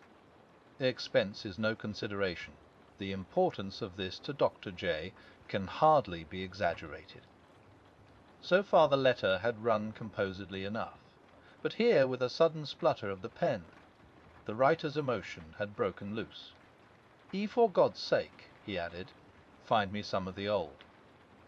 "This is a strange note," said Mr. Utterson, and then sharply, "How do you come to have it open?" "The man at Moore's was main angry, sir, and he threw it back to me like so much dirt," returned Poole. "This is unquestionably the doctor's hand, do you know?" resumed the lawyer. "I thought it looked like it," said the servant rather sulkily, and then, with another voice, "But what matters hand of right?" he said. "I've seen him." "Seen him," repeated Mr. Utterson. "Well, that's it," said Poole. "It was this way. I came suddenly into the theatre from the garden. It seems he had slipped out to look for this drug, or whatever it is, for the cabinet door was open, and there he was at the far end of the room, digging among the crates. He looked up when I came in, gave a kind of cry, and whipped upstairs into the cabinet. It was but for 1 minute that I saw him, but the hair stood upon my head like quills. Sir, if that was my master, why had he a mask upon his face? If it was my master, why did he cry out like a rat and run from me? I have served him long enough. And then the man paused and passed his hand over his face. These are all very strange circumstances, said Mr. Utterson, but I think I begin to see daylight. Your master, Poole, is plainly seized with one of those maladies that both torture and deform the sufferer. Hence, for aught I know, the alteration of his voice. Hence the mask and the avoidance of his friends. Hence his eagerness to find this drug, by means of which the poor soul retains some hope of ultimate recovery. God grant that he be not deceived. There is my explanation. It is sad enough, Poole, and appalling to consider, but it is plain and natural, hangs well together, then delivers us from all exorbitant alarms. Sir, said the butler, turning to a sort of mottled pallor, that thing was not my master, and there's the truth. My master, here he looked round him and began to whisper, is a tall, fine build of a man, and this was more of a dwarf. Utterson attempted to protest. Oh, sir, cried Poole, do you think I do not know my master after 20 years? Do you think I do not know where his head comes to in the cabinet door, where I saw him every morning of my life? No, sir, that thing in the mask was never Dr. Jekyll. God knows what it was, but it was never Dr. Jekyll. And it is the belief of my heart that there was murder done. Poole, replied the lawyer, if you say that, it will become my duty to make certain. Much as I desire to spare your master's feelings, much as I am puzzled by this note, which seems to prove him to be still alive, I shall consider it my duty to break in that door. Ah, Mr. Utterson, that's talking, cried the butler. And now comes the second question, resumed Utterson. Who is going to do it? Why, you and me, sir, was the undaunted reply. That's very well said, returned the lawyer. And whatever comes of it, I shall make it my business to see you are no loser. There is an axe in the theatre, continued Poole, and you might take the kitchen poker for yourself. The lawyer took that rude but weighty instrument into his hand and balanced it. Do you know, Poole, he said, looking up, that you and I are about to place ourselves in a position of some peril? You may say so, sir, indeed, returned the butler. It is well, then, that we should be frank, said the other. We both think more than we have said. Let us make a clean breast. This masked figure that you saw, did you recognize it? Well, sir, it went so quick, and the creature was so doubled up, that I could hardly swear to that, was the answer. But if you mean, was it Mr. Hyde? Why, yes, I think it was. You see, it was much of the same bigness, and it had the same quick, light way with it. And then who else could have got in by the laboratory door? You have not forgot, sir, that at the time of the murder he had still the key with him. But that's not all. I don't know, Mr. Utterson, if you ever met this Mr. Hyde. Yes, said the lawyer, I once spoke with him. Then you must know as well as the rest of us that there was something queer about that gentleman. Something that gave a man a turn. I don't know rightly how to say it, sir, beyond this, that you felt in your marrow kind of cold and thin. I own I felt something of what you describe, said Mr. Utterson. Quite so, sir, returned Poole. Well, when that masked thing like a monkey jumped from among the chemicals and whipped into the cabinet, it went down my spine like ice. "Oh, I know it's not evidence, Mr. Utterson. I'm book-learned enough for that. But a man has his feelings, and I give you my Bible word it was Mr. Hyde." "Eh?" said the lawyer. "My fears incline to the same point. Evil, I fear, founded. Evil was sure to come, of that connection. I believe you. I believe poor Harry is killed, and I believe his murderess, for what purpose, God alone can tell, is still lurking in his victim's room. Well, let our name be Vengeance. Call Bradshaw." The footman came at the summons, very white and nervous. "Pull yourself together, Bradshaw," said the lawyer. "This suspense, I know, is telling upon all of you, but it is now our intention to make an end of it. Poole, here, and I are going to force our way into the cabinet. If all is well, my shoulders are broad enough to bear the blame. Meanwhile, lest anything should really be amiss, or any malefactor seek to escape by the back, you and the boy must go round the corner with a pair of good sticks, and take your post at the laboratory door. We give you 10 minutes to get to your stations." As Bradshaw left, the lawyer looked at his watch. "And now, Poole, let us get to ours," he said, and taking the poker under his arm, led the way into the yard. The scud had banked over the moon, and it was now quite dark. The wind, which only broke in puffs and draughts into that deep well of building, tossed the light of the candle to and fro about their steps, until they came into the shelter of the theatre, where they sat down silently to wait. London hummed solemnly all around, but near at hand the stillness was only broken by the sounds of a footfall moving to and fro along the cabinet floor. "So it will walk all day, sir," whispered Poole. "Ay, and the better part of the night. Only when a new sample comes from the chemist, there's a bit of a break. Ah, it's an ill conscience that's such an enemy to rest. Ah, sir, there's blood folly shed in every step of it. But hark again, a little closer. Put your heart in your ears, Mr. Utterson, and tell me, is that the doctor's foot?" The steps fell lightly and oddly, with a certain swing, for all they went so slowly. It was different indeed from the heavy creaking tread of Henry Jekyll. Utterson sighed. "Is there never anything else?" he asked. Poole nodded. "Once," he said. "Once I heard it weeping." "Weeping? How that?" said the lawyer, conscious of a sudden chill of horror.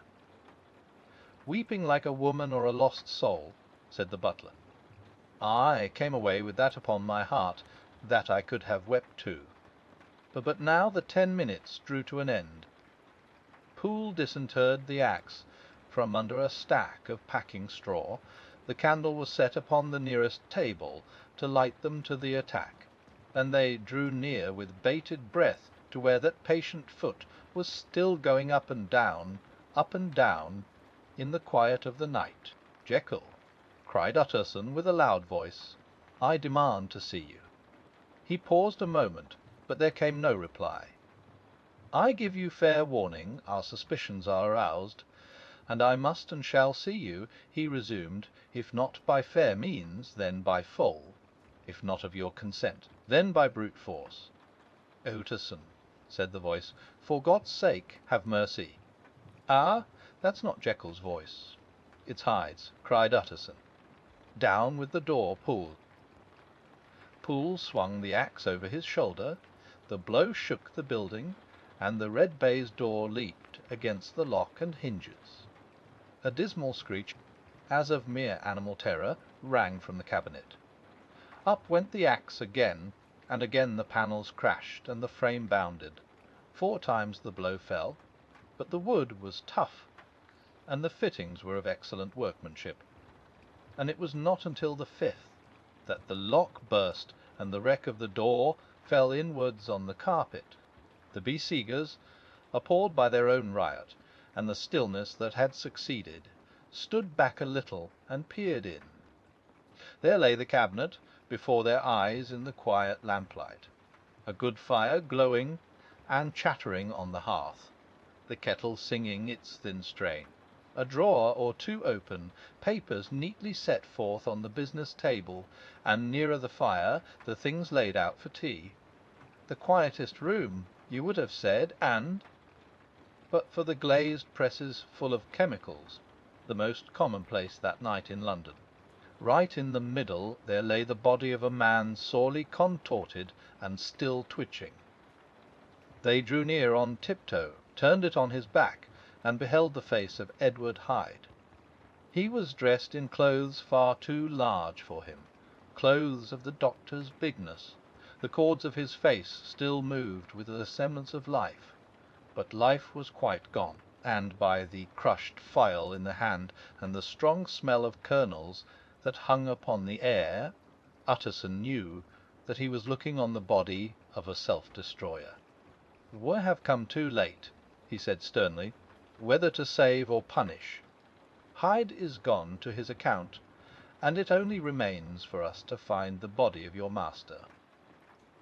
The far greater proportion of the building was occupied by the theatre, which filled almost the whole ground story, and was lighted from above, and by the cabinet, which formed an upper story at one end and looked upon the court. A corridor joined the theatre to the door on the best street, and with this the cabinet communicated separately by a second flight of stairs. There were besides a few dark closets and a spacious cellar. All these they now thoroughly examined. Each closet needed but a glance, for all were empty, and all, by the dust that fell from their doors, had stood long unopened. The cellar, indeed, was filled with crazy lumber, mostly dating from the times of the surgeon who was Jekyll's predecessor.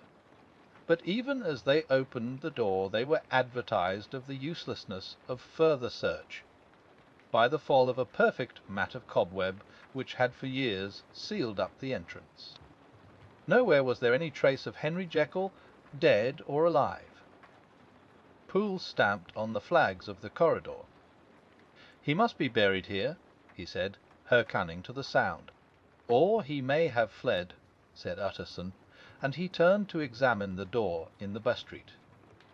It was locked, and lying near by on the flags they found the key, already stained with rust. "This does not look like use," observed the lawyer. "Use," echoed Poole. "Do you not see, sir, it is broken, much as if a man had stamped on it? Ay," continued Utterson, "calm the fractures, too, are rusty." The two men looked at each other with a scare. "This is beyond me, Poole," said the lawyer. "Let us go back to the cabinet." They mounted the stair in silence, and still with an occasional awestruck glance at the dead body, proceeded more thoroughly to examine the contents of the cabinet. At one table there were traces of chemical work, various measured heaps of some white salt being laid on glass saucers, as though for an experiment in which the unhappy man had been prevented.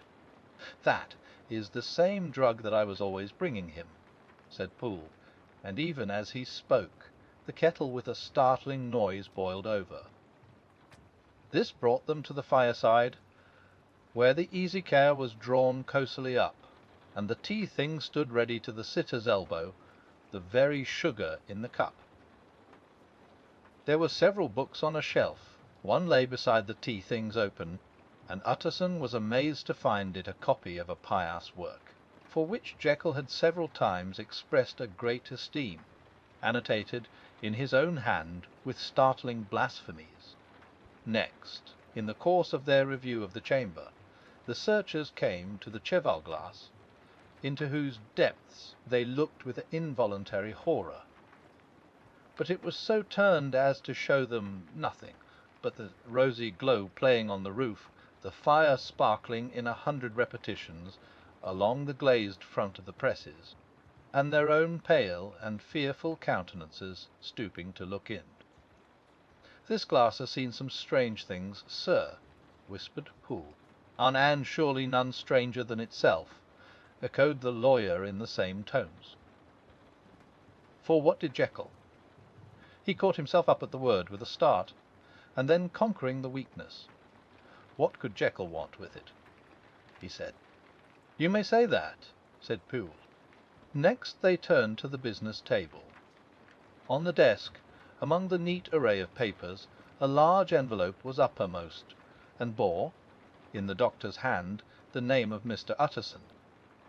The lawyer unsealed it, and several enclosures fell to the floor. The first was a will drawn in the same eccentric terms as the one which he had returned 6 months before, to serve as a testament in case of death, and as a deed of gift in case of disappearance, but in place of the name of Edward Hyde. The lawyer, with indescribable amazement, read the name of Gabriel John Utterson. He looked at Poole, and then back at the paper, and last of all at the dead malefactor stretched upon the carpet. My head goes round, he said. He has been all these days in possession. He had no cause to like me. He must have raged to see himself displaced, and he has not destroyed this document. He caught up the next paper. It was a brief note in the doctor's hand, and dated at the top. Oh, Poole, the lawyer cried, he was alive and here this day. He cannot have been disposed of in so short a space. He must be still alive. He must have fled. And then why fled, and how? And in that case, can we venture to declare this suicide? Oh, we must be careful. I foresee that we may yet involve your master in some dire catastrophe. Why don't you read it, sir? Asked Poole. 'Cause I fear, replied the lawyer solemnly. God grant I have no cause for it. And with that he brought the paper to his eyes, and read as follows. My dear Utterson, when this shall fall into your hands, I shall have disappeared.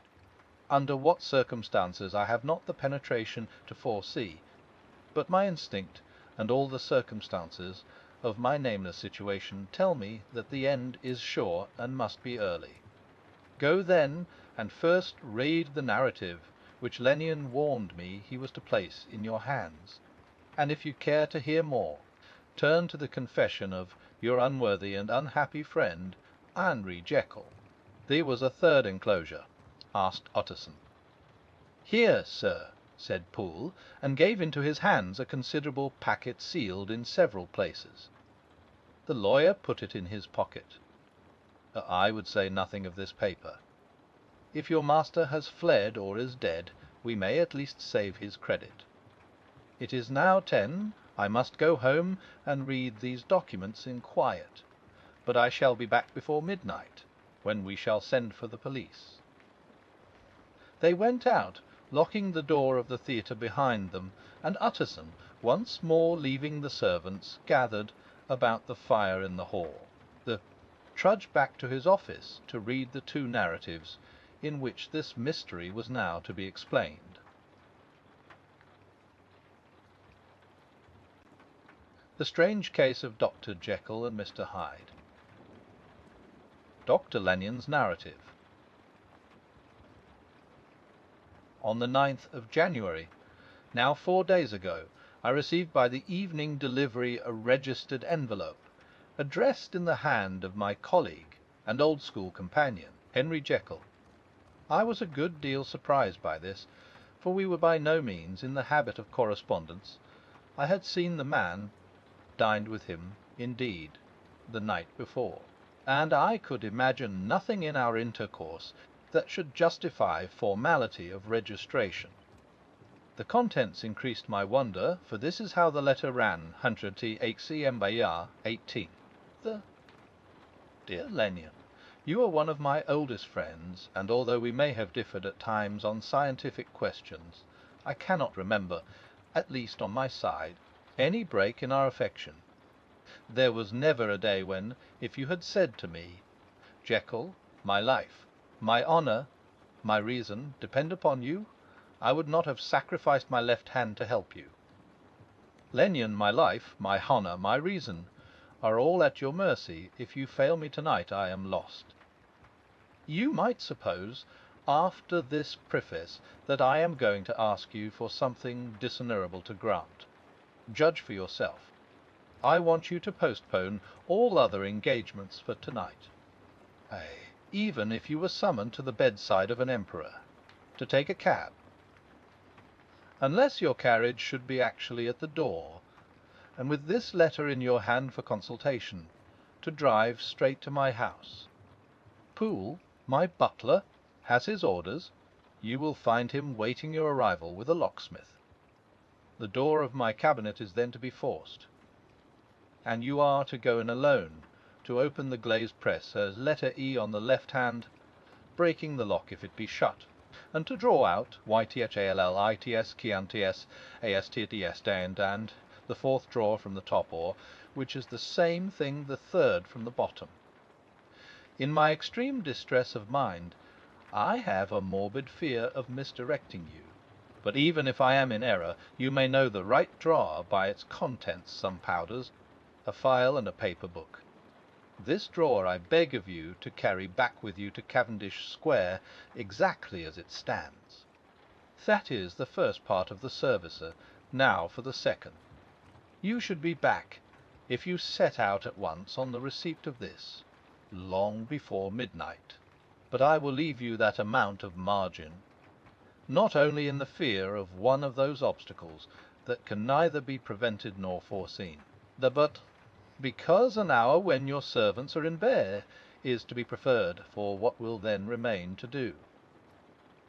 At midnight, then, I have to ask you to be alone in your consulting room, to admit with your own hand into the house a man, who will present himself in my name, and to place in his hands the drawer that you will have brought with you from my cabinet. Then you will have played your part and earned my gratitude completely. 5 minutes afterwards, if you insist upon an explanation, you will have understood that these arrangements are of capital importance, and that by the neglect of one of them, fantastic as they must appear, you might have charged your conscience with my death, or the shipwreck of my reason. Confident as I am that you will not trifle with this appeal, my heart sinks and my hand trembles at the bare thought of such a possibility. Think of me at this hour in a strange place, labouring under a blackness of distress that no fancy can exaggerate, and yet well aware that, if you will but punctually serve me, my troubles will roll away like a story that is told. Serve me, my dear Lennion, and save, oh, friend H.J. P.S. I had already sealed this up when a fresh terror struck upon my soul.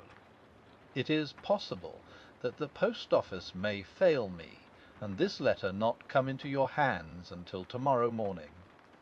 In that case, dear Lennion, do my errand when it shall be most convenient for you in the course of the day, and once more expect my messenger at midnight. It may then already be too late, and if that night passes without event, you will know that you have seen the last of Henry Jekyll. Upon the reading of this letter, I made sure my colleague was insane, but till that was proved beyond the possibility of doubt, I felt bound to do as he requested. The less I understood of this farrago, the less I was in a position to judge of its importance, and an appeal so worded could not be set aside without a grave responsibility.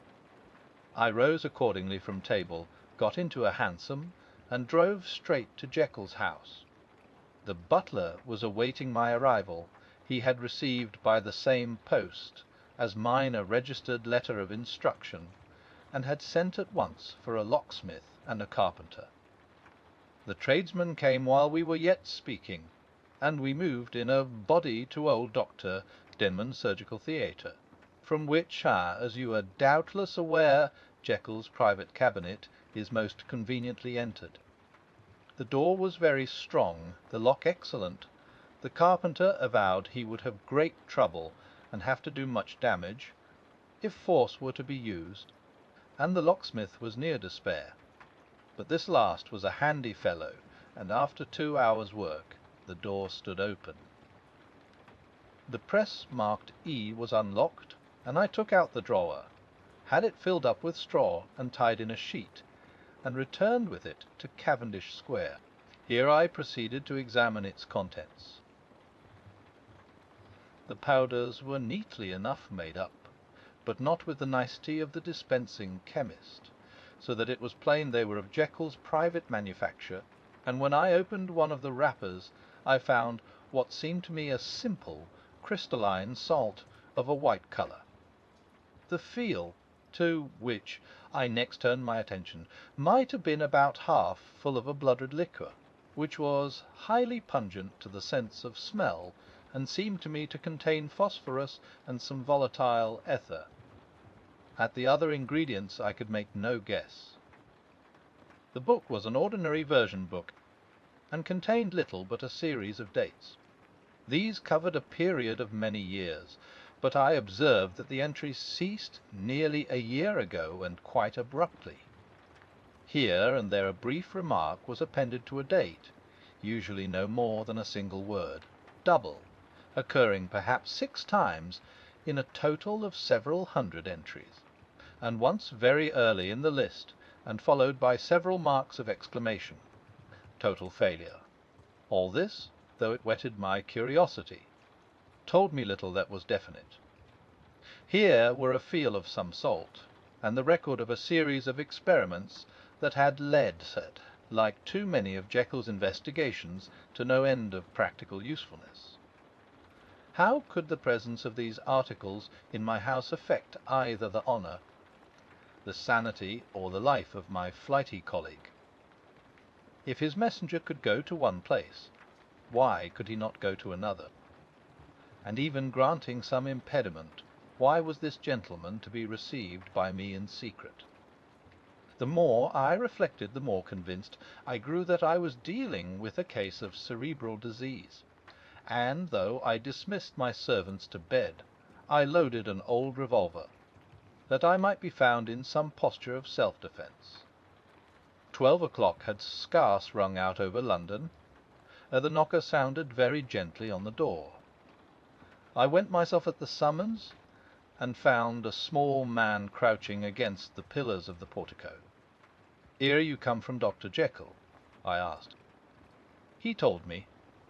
Yes, by a constrained gesture, and when I had bidden him enter, he did not obey me without a searching backward glance into the darkness of the square. There was a policeman not far off, advancing with his bull's eye open, and at the sight I thought my visitor started and made greater haste. These particulars struck me, I confess, disagreeably, and as I followed him into the bright light of the consulting room, I kept my hand ready on my weapon. Here, at last, I had a chance of clearly seeing him. I had never set eyes on him before, so much was certain.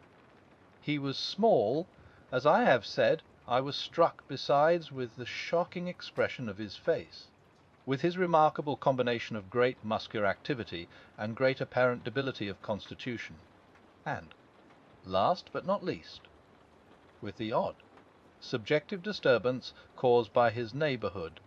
This bore some resemblance to incipient rigour, and was accompanied by a marked sinking of the pulse.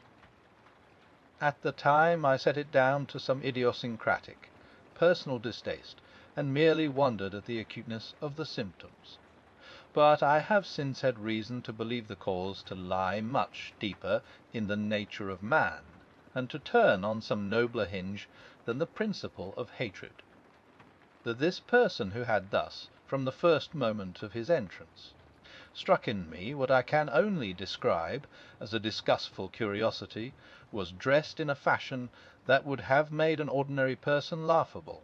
His clothes, that is to say, although they were of rich and sober fabric, were enormously too large for him in every measurement, the trousers hanging on his legs and rolled up to keep them from the ground, the waist of the coat below his haunches, and the collar sprawling wide upon his shoulders. Strange to relate, this ludicrous accoutrement was far from moving me to laughter, rather as there was something abnormal and misbegotten in the very essence of the creature that now faced me, something seizing, surprising, and revolting. this fresh disparity seemed but to fit in with, and to reinforce it, so that to my interest in the man's nature and character there was added a curiosity as to his origin, his life, his fortune, and status in the world. These observations, though they have taken so great a space to be set down in, were yet the work of a few seconds. My visitor was, indeed, on fire with sombre excitement. "Have you got it?" he cried. "Have you got it?" And so lively was his impatience that he even laid his hand upon my arm and sought to shake me. I put him back, conscious at his touch of a certain icy pang along my blood. "Come, sir," said I. "You forget that I have not yet the pleasure of your acquaintance. Be seated, if you please." And I showed him an example, and sat down myself in my customary seat, and with as fair an imitation of my ordinary manner to a patient, as the lateness of the hour, the nature of my preoccupations, and the horror I had of my visitor, would suffer me to muster. "I beg your pardon, Dr. Lenyon," he replied civilly enough. "What you say is very well founded, and my impatience has shown its heels to my politeness. I come here at the instance of your colleague, Dr. Henry Jekyll, on a piece of business of some moment, and I understood." He paused and put his hand to his throat, and I could see, in spite of his collected manner, that he was wrestling against the approaches of the hysteria. I understood. A drawer. But here I took pity on my visitor's suspense, and some perhaps on my own growing curiosity. "Here it is, sir," said I, pointing to the drawer, where it lay on the floor behind a table, and still covered with the sheet. He sprang to it, and then paused, and laid his hand upon his heart. I could hear his teeth grate with the convulsive action of his jaws, and his face was so ghastly to see that I grew alarmed both for his life and reason. "Compose yourself," said I. He turned a dreadful smile to me, and as if with the decision of despair plucked away the sheet. At sight of the contents he uttered one loud sob of such immense relief that I sat petrified, and the next moment, in a voice that was already fairly well under control, "Have you a graduated glass?" he asked. I rose from my place with something of an effort and gave him what he asked. He thanked me with a smiling nod, measured out a few minims of the red tincture, and added one of the powders. The mixture, which was at first of a reddish hue, began, in proportion as the crystals melted, to brighten in colour, to effervesce audibly, and to throw off small fumes of vapour. Suddenly, and at the same moment, the ebullition ceased, and the compound changed to a dark purple, which faded again more slowly to a watery green. My visitor, who had watched these metamorphoses with a keen eye, smiled, set down the glass upon the table, and then turned and looked upon me with an air of scrutiny. "And now," said he, "to settle what remains. Will you be wise? Will you be guided? Will you suffer me to take this glass in my hand, and to go forth from your house without further parley? Or has the greed of curiosity too much command of you? Think before you answer, for it shall be done as you decide. As you decide, you shall be left as you were before, and neither richer nor wiser, unless the sense of service rendered to a man in mortal distress may be counted as a kind of riches of the soul. Or, if you shall so prefer to choose, a new province of knowledge and new avenues to fame and power shall be laid open to you, here, in this room, upon the instant.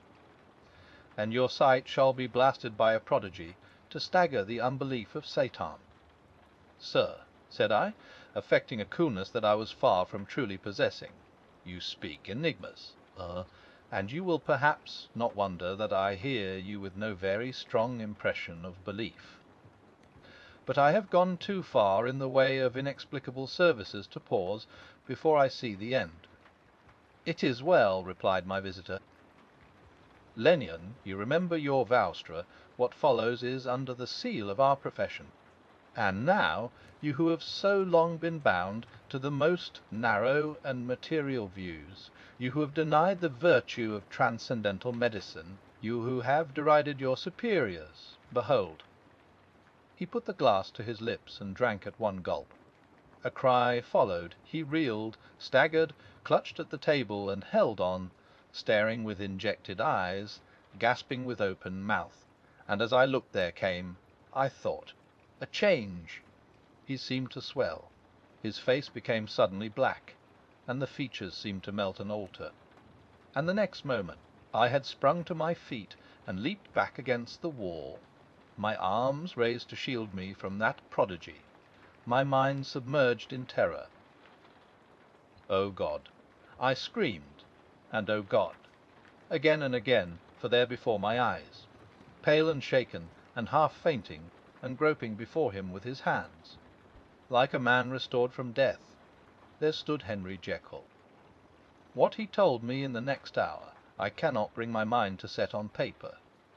I saw what I saw, I heard what I heard, and my soul sickened at it, and yet now, when that sight has faded from my eyes, I ask myself if I believe it, and I cannot answer.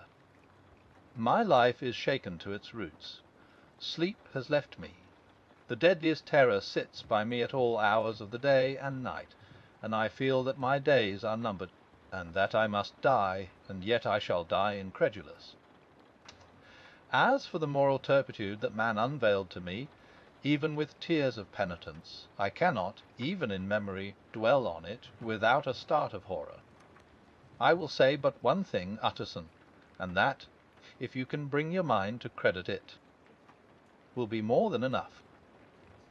The creature who crept into my house that night was, on Jekyll's own confession, known by the name of Hyde, and hunted for in every corner of the land as the murderer of Carroll.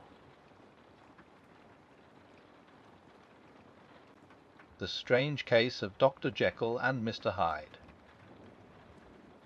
Henry Jekyll's full statement of the case.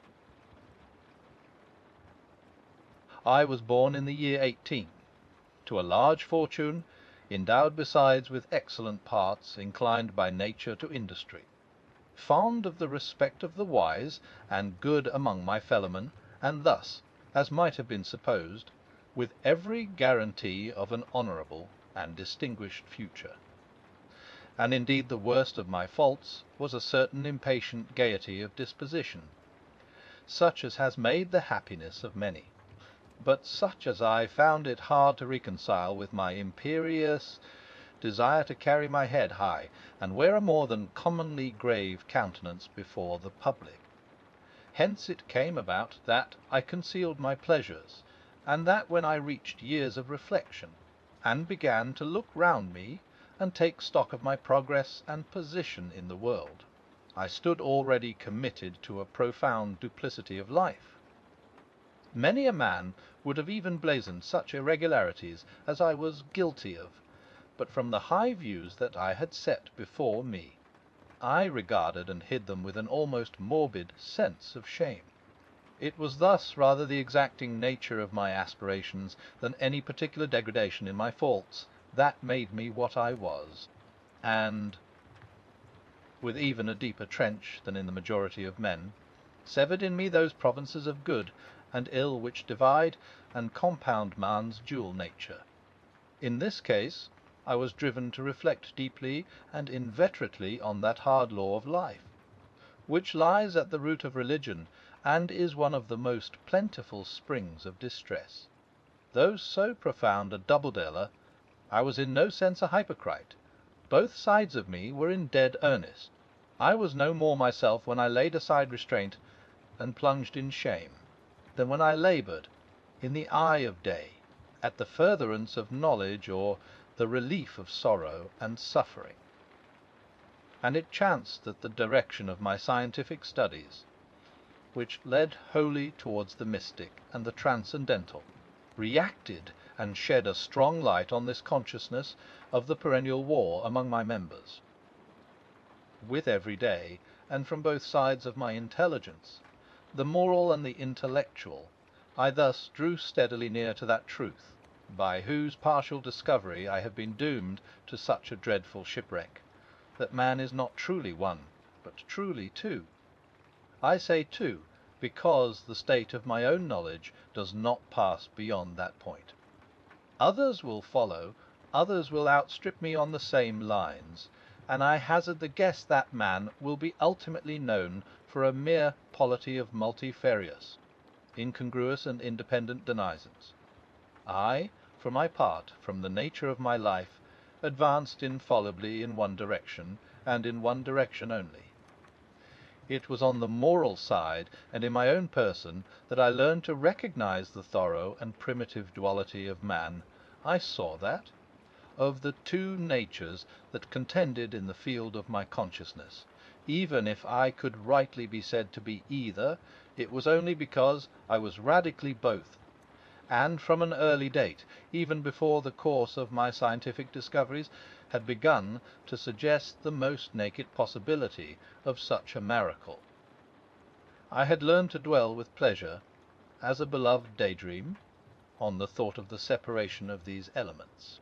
If each, I told myself, could be housed in separate identities, life would be relieved of all that was unbearable, the unjust might go his way, delivered from the aspirations and remorse of his more upright twin, and the just could walk steadfastly and securely on his upward path, doing the good things in which he found his pleasure, and no longer exposed to disgrace and penitence by the hands of this extraneous evil.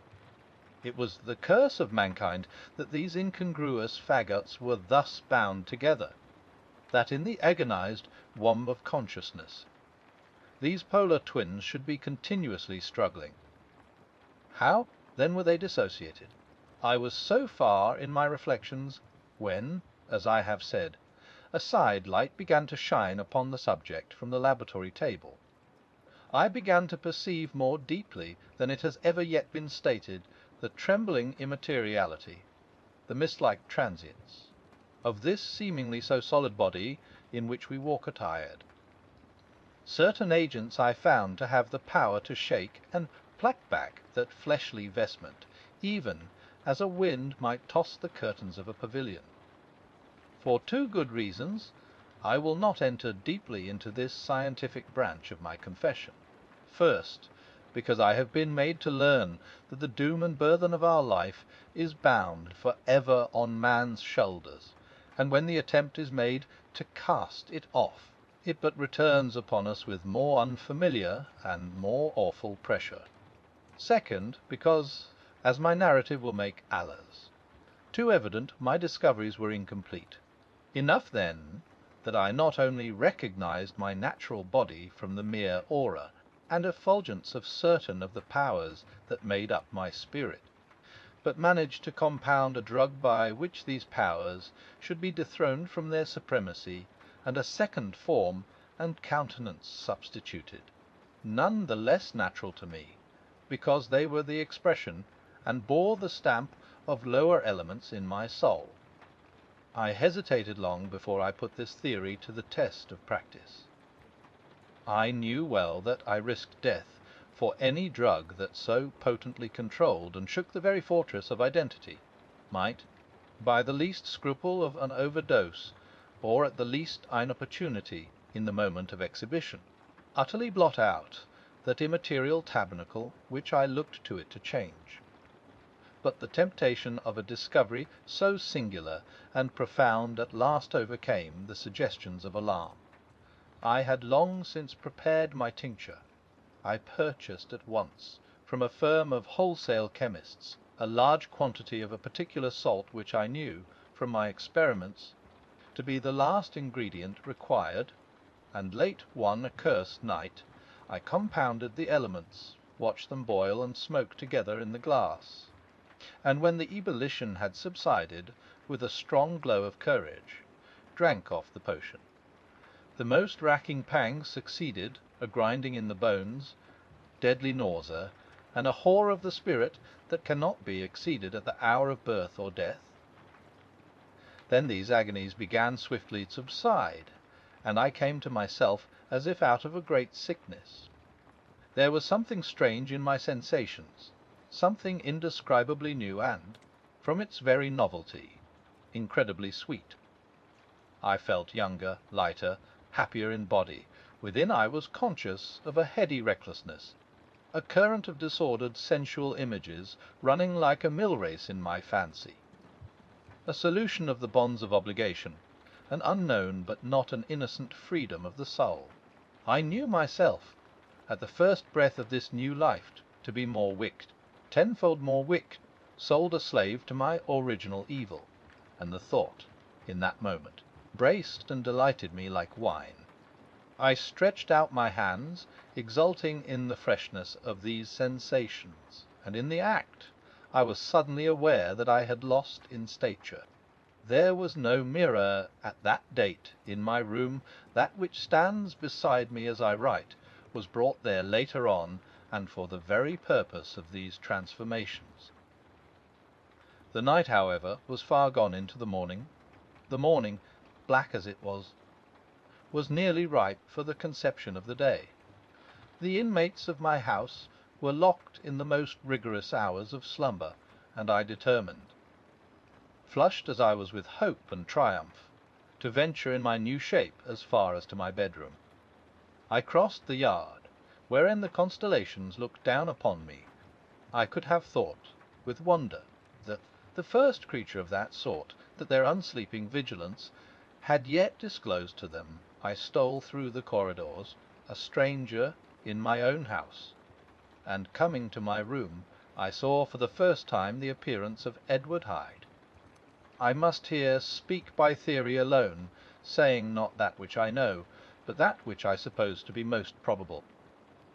The evil side of my nature, to which I had now transferred the stamping efficacy, was less robust and less developed than the good which I had just deposed. Again, in the course of my life, which had been, after all, 9/10 a life of effort, virtue and control, it had been much less exercised and much less exhausted. And hence, as I think, it came about that Edward Hyde was so much smaller, slighter, and younger than Henry Jekyll. Even as good shone upon the countenance of the one, evil was written broadly and plainly on the face of the other. Evil, besides, which I must still believe to be the lethal side of man, had left on that body an imprint of deformity and decay. And yet when I looked upon that ugly idol in the glass, I was conscious of no repugnance, rather of a leap of welcome. This too was myself. It seemed natural and human. In my eyes it bore a livelier image of the spirit. It seemed more express and single than the imperfect and divided countenance I had been hitherto accustomed to call mine. And in so far I was doubtless right. I have observed that when I wore the semblance of Edward Hyde, none could come near to me at first without a visible misgiving of the flesh. This, as I take it, was because all human beings, as we meet them, are commingled out of good and evil, and Edward Hyde, alone in the ranks of mankind, was pure evil. I lingered but a moment at the mirror. The second and conclusive experiment had yet to be attempted. It yet remained to be seen if I had lost my identity beyond redemption, and must flee before daylight from a house that was no longer mine. And hurrying back to my cabinet, I once more prepared and drank the cup, once more suffered the pangs of dissolution, and came to myself once more with the character, the stature, and the face of Henry Jekyll. That night I had come to the fatal crossroads. Had I approached my discovery in a more noble spirit, had I risked the experiment while under the empire of generous or pious aspirations, all must have been otherwise, and from these agonies of death and birth I had come forth an angel instead of a fiend. The drug had no discriminating action. It was neither diabolical nor divine. It but shook the doors of the prison house of my disposition, and, like the captives of Philippi, that which stood within ran forth. At that time my virtue slumbered, my evil kept awake by ambition, was alert and swift to seize the occasion, and the thing that was projected was Edward Hyde. Hence, although I had now two characters as well as two appearances, one was wholly evil, and the other was still the old Henry Jekyll, that incongruous compound of whose reformation and improvement I had already learned to despair. The movement was thus wholly toward the worse. Even at that time I had not conquered my aversion to the dryness of a life of study. I would still be merrily disposed at times, and as my pleasures were to say the least, undignified, and I was not only well known and highly considered, but growing towards the elderly man, this incoherency of my life was daily growing more unwelcome. It was on this side that my new power tempted me until I fell in slavery. I had but to drink the cup, to doff at once the body of the noted professor, and to assume, like a thick cloak, that of Edward Hyde. I smiled at the notion; it seemed to me at the time to be humorous, and I made my preparations with the most studious care. I took and furnished that house in Soho, to which Hyde was tracked by the police, and engaged as a housekeeper a creature whom I knew well to be silent and unscrupulous. On the other side, I announced to my servants that a Mr. Hyde, whom I describe it, was to have full liberty and power about my house in the square, and to parry mishaps, I even called and made myself a familiar object in my second character. I next drew up that will to which you so much objected, so that if anything befell me in the person of Dr. Jekyll, I could enter on that of Edward Hyde without pecuniary loss. And thus fortified, as I supposed, on every side, I began to profit by the strange immunities of my position. Men have before hired bravos to transact their crimes, while their own person and reputation sat under shelter. I was the first that ever did so for his pleasures. I was the first that could plod in the public eye with a load of genii or respectability, and in a moment, like a schoolboy, strip off these lendings and spring headlong into the sea of liberty. But for me, in my impenetrable mantle, the safety was complete. Think of it, I did not even exist. Let me but escape into my laboratory door, give me but a second or two to mix, and swallow the draught that I had always standing ready, and whatever he had done, Edward Hyde would pass away like the stain of breath upon a mirror, and there in his stead, quietly at home, trimming the midnight lamp in his study, a man who could afford to laugh at suspicion, would be Henry Jekyll. The pleasures which I made haste to seek in my disguise were, as I have said, undignified. I would scarce use a harder term. But in the hands of Edward Hyde they soon began to turn toward the monstrous. When I would come back from these excursions, I was often plunged into a kind of wonder at my vicarious depravity. This familiar that I called out of my own soul, and sent forth alone to do his good pleasure, was a being inherently malign and villainous, his every act and thought centred on self, drinking pleasure with bestial avidity from any degree of torture to another, relentless like a man of stone. Henry Jekyll stood at times aghast before the acts of Edward Hyde, but the situation was apart from ordinary laws, and insidiously relaxed the grasp of conscience. It was Hyde, after all, and Hyde alone, that was guilty. Jekyll was no worse. He woke again to his good qualities, seemingly unimpaired. He would even make haste, where it was possible, to undo the evil done by Hyde. And thus his conscience slumbered. Into the details of the infamy at which I thus connived, for even now I can scarce grant that I committed it, I have no design of entering. I mean but to point out the warnings and the successive steps with which my chastisement approached. I met with one accident which, as it brought on no consequence, I shall no more than mention. An act of cruelty to a child aroused against me the anger of a passer-by. whom I recognized the other day in the person of your kinsman. The doctor and the child's family joined him. There were moments when I feared for my life, and at last, in order to pacify their too just resentment, Edward Hyde had to bring them to the door and pay them in a cheque drawn in the name of Henry Jekyll.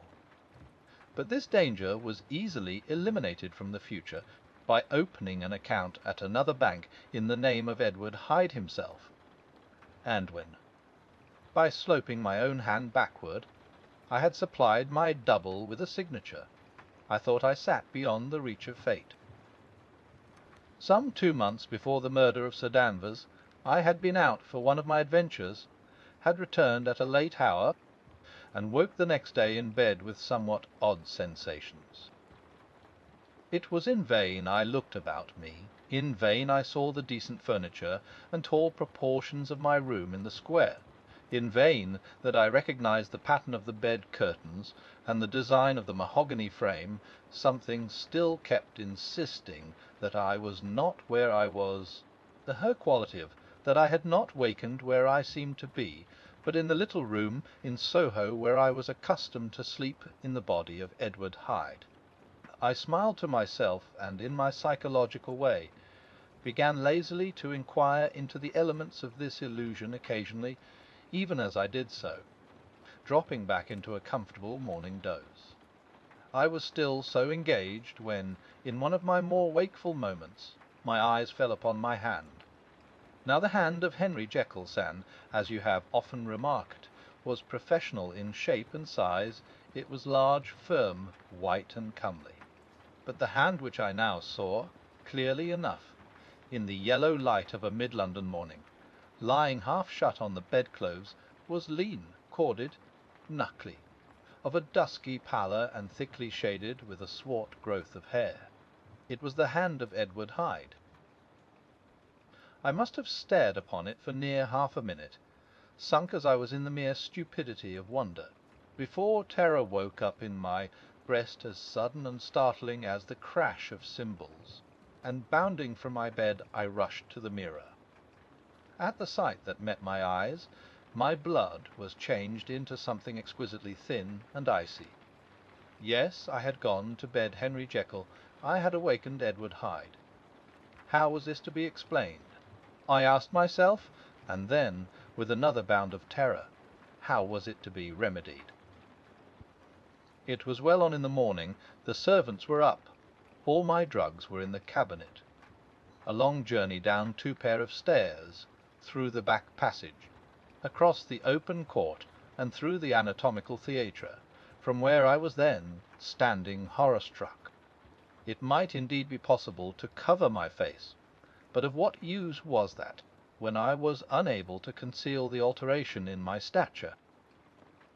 And then, with an overpowering sweetness of relief, it came back upon my mind that the servants were already used to the coming and going of my second self. I had soon dressed, as well as I was able, in clothes of my own size, had soon passed through the house, where Bradshaw stared and drew back at seeing Mr. Hyde at such an hour, and in such a strange array, and 10 minutes later. Dr. Jekyll had returned to his own shape, and was sitting down, with a darkened brow, to make a feint of breakfasting. Small indeed was my appetite. This inexplicable incident, this reversal of my previous experience, seemed, like the Babylonian finger on the wall, to be spelling out the letters of my judgment, and I began to reflect more seriously than ever before on the issues and possibilities of my double existence. That part of me which I had the power of projecting had lately been much exercised and nourished. It had seemed to me of late as though the body of Edward Hyde had grown in stature, as though, when I wore that form, I were conscious of a more generous tide of blood. And I began to spy a danger that, if this were much prolonged, the balance of my nature might be permanently overthrown, the power of voluntary change be forfeited, and the character of Edward Hyde become irrevocably mine. The power of the drug had not been always equally displayed. Once, very early in my career, it had totally failed me. Since then I'd been obliged on more than one occasion to double, and once, with infinite risk of death, to treble the amount, and these rare uncertainties had cast hither the sole shadow on my contentment. Now, however, and in the light of that morning's accident, I was led to remark that whereas, in the beginning, the difficulty had been to throw off the body of Jekyll, it had of late gradually but decidedly transferred itself to the other side. All things therefore seemed to point to this, that I was slowly losing hold of my original and better self, and becoming slowly incorporated with my second and worse. Between these two I now felt I had to choose. My two natures had memory in common, but all other faculties were most unequally shared between them. The Jekyll who was composite now with the most sensitive apprehensions, now with a greedy gusto, projected and shared in the pleasures and adventures of Hyde. But Hyde was indifferent to Jekyll, or but remembered him, as the mountain bandit remembers the cavern in which he conceals himself from pursuit. Jekyll had more than a father's interest. Hyde had more than a son's indifference. To cast in my lot with Jekyll was to die to those appetites which I had long secretly indulged and had of late begun to pamper. To cast it in with Hyde was to die to 1,000 interests and aspirations, and to become, at a blow and forever, despised and friendless. The bargain might appear unequal, but there was still another consideration in the scales, for while Jekyll would suffer smartingly in the fires of abstinence, Hyde would be not even conscious of all that he had lost. Strange as my circumstances were, the terms of this debate are as old and commonplace as man. Much the same inducements and alarms cast the die for any tempted and trembling sinner, and it fell out with me, as it falls with so vast a majority of my fellows, that I chose the better part, and was found wanting in the strength to keep to it. Yes, I preferred the elderly and discontented doctor, surrounded by friends and cherishing honest hopes, and bade a resolute farewell to the liberty, the comparative youth, the light step, leaping impulses, and secret pleasures that I had enjoyed in the disguise of Hyde. I made this choice, perhaps, with some unconscious reservation, for I neither gave up the house in Soho, nor destroyed the clothes of Edward Hyde, which still lay ready in my cabinet. For 2 months, however, I was true to my determination. For 2 months I led a life of such severity as I had never before attained to, and enjoyed the compensations of an approving conscience. But time began at last to obliterate the freshness of my alarm. The praises of conscience began to grow into a thing of course. I began to be tortured with throes and longings, as of Hyde struggling after freedom, and at last, in an hour of moral weakness, I once again compounded and swallowed the transforming draught. I do not suppose that, when a drunkard reasons with himself upon his vice, he is once out of 500 times affected by the dangers that he runs through his brutish. Physical insensibility neither had I, long as I had considered my position, made enough allowance for the complete moral insensibility and insensate readiness to evil, which were the leading characters of Edward Hyde. Yet it was by these that I was punished. My devil had been long caged, he came out roaring. I was conscious, even when I took the draught, of a more unbridled, a more furious propensity to eel. It must have been this, I suppose, that stirred in my soul that tempest of impatience with which I listened to the civilities of my unhappy victim. I declare, at least, before God, no man morally sane could have been guilty of that crime upon so pitiful a provocation, and that I struck in no more reasonable spirit than that in which a sick child may break a plaything.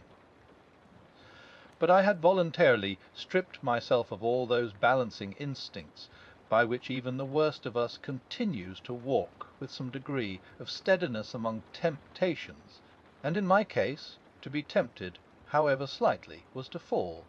Instantly the spirit of hell awoke in me and raged. With the transport of glee, I mauled the unresisting body, tasting delight from every blow, and it was not till wariness had begun to succeed that I was suddenly, in the top fit of my delirium, struck through the heart by a cold thrill of terror. Mist dispersed, I saw my life to be forfeit, and fled from the scene of these excesses, at once glorying and trembling, my lust of evil gratified and stimulated, my love of life screwed to the topmost peg. I ran to the house in Soho, and to make assurance doubly sure, destroyed my papers. Thence I set out through the lamplit streets in the same divided ecstasy of mind, gloating on my crime, lithe-headedly devising others in the future, and yet still hastening and still hearkening in my wake for the steps of the avenger. Hyde had a song upon his lips as he compounded the draught, and as he drank it pledged the dead man. The pangs of transformation had not done tearing him, before Henry Jekyll, with streaming tears of gratitude and remorse, had fallen upon his knees and lifted his clasped hands to God.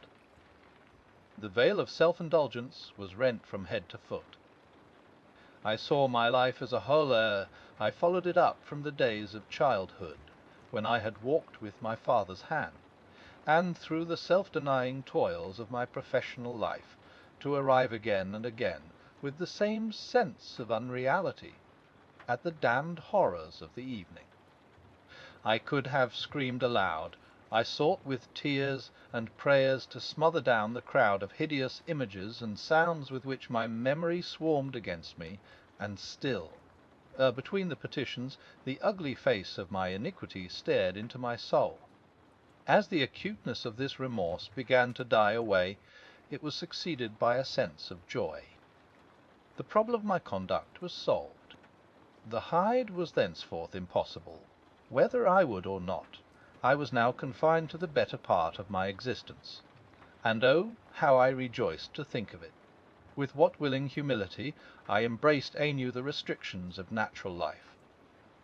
With what sincere renunciation I locked the door, by which I had so often gone and come, and ground the key under my heel!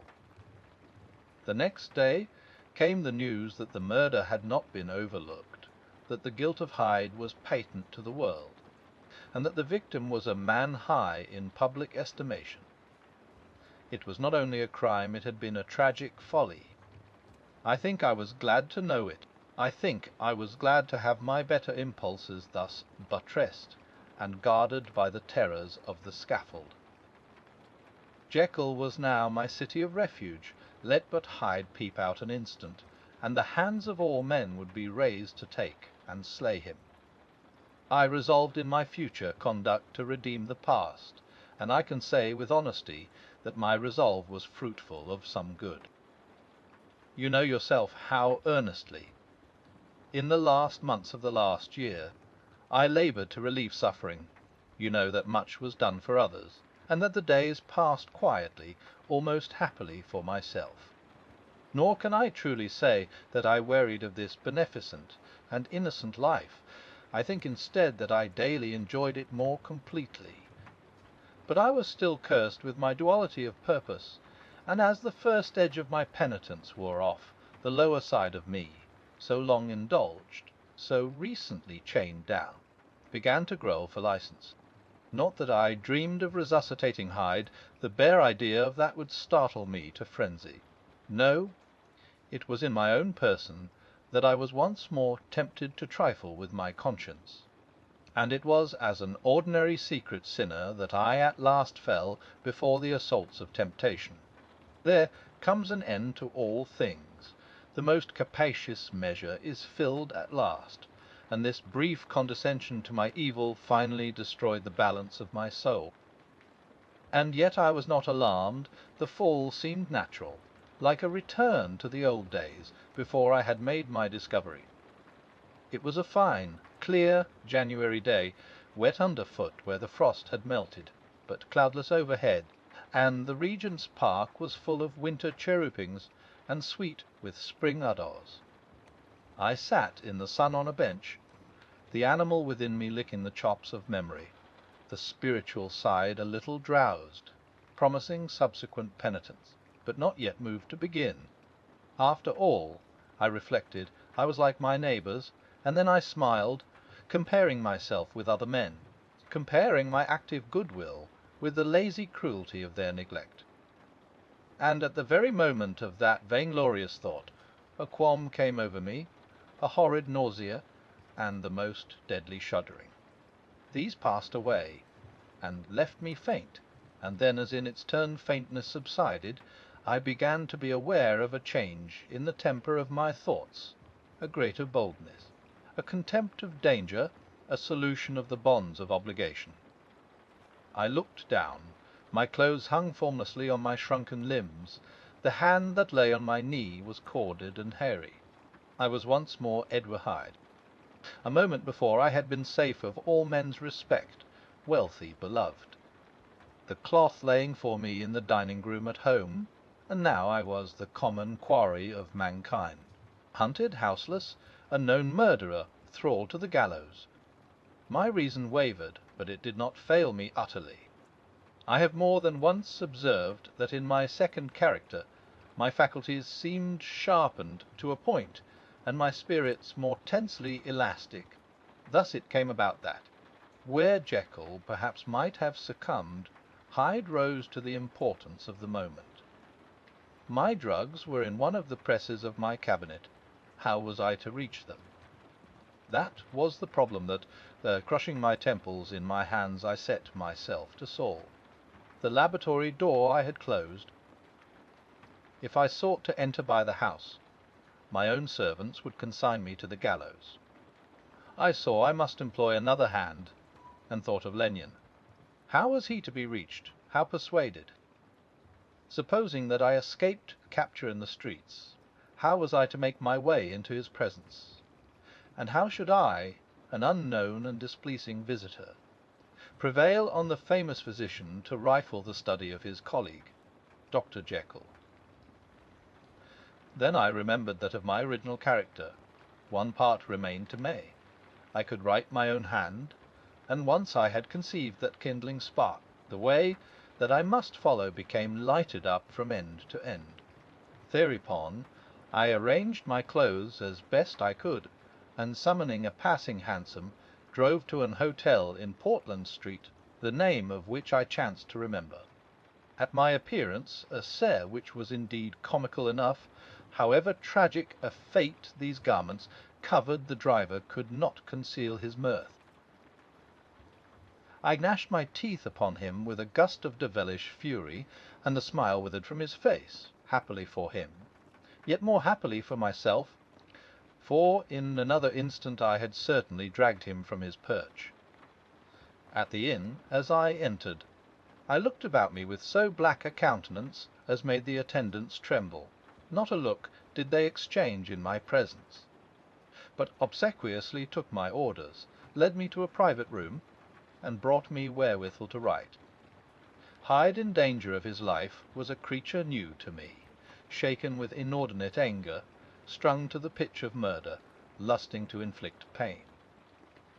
Yet the creature was astute, mastered his fury with a great effort of the will, composed his two important letters, one to Lenyon and one to Poole, and that he might receive actual evidence of their being posted, sent them out with directions that they should be registered. Thenceforward he sat all day over the fire in the private room, gouing his nails. There he dined, sitting alone with his fears, the waiter visibly quailing before his eye, and thence, when the night was fully come, he set forth in the corner of a closed cab, and was driven to and fro about the streets of the city. He, I say, I cannot say I. That child of hell had nothing human, nothing lived in him but fear and hatred. And when at last, thinking the driver had begun to grow suspicious, he discharged the cab and ventured on foot, attired in his misfitting clothes, an object marked out for observation, into the midst of the nocturnal passengers, these two base passions raged within him like a tempest. He walked fast, hunted by his fears, chattering to himself, skulking through the less frequented thoroughfares, counting the minutes that still divided him from midnight. Once a woman spoke to him, offering, I think, a box of lights. He smote her in the face, and she fled. When I came to myself at Lenyon's, the horror of my old friend perhaps affected me somewhat. I do not know. It was at least but a drop in the sea to the abhorrence with which I looked back upon these hours. A change had come over me. It was no longer the fear of the gallows. It was the horror of being Hyde that racked me. I received Lanyon's condemnation partly in a dream. It was partly in a dream that I came home to my own house and got into bed. I slept after the prostration of the day with a stringent and profound slumber, which not even the nightmares that wrung me could avail to break. I awoke in the morning shaken, weakened, but refreshed. I still hated and feared the thought of the brute that slept within me, and I had not, of course, forgotten the appalling dangers of the day before. But I was once more at home, in my own house and close to my drugs, and gratitude for my escape shone so strong in my soul that it almost rivalled the brightness of hope.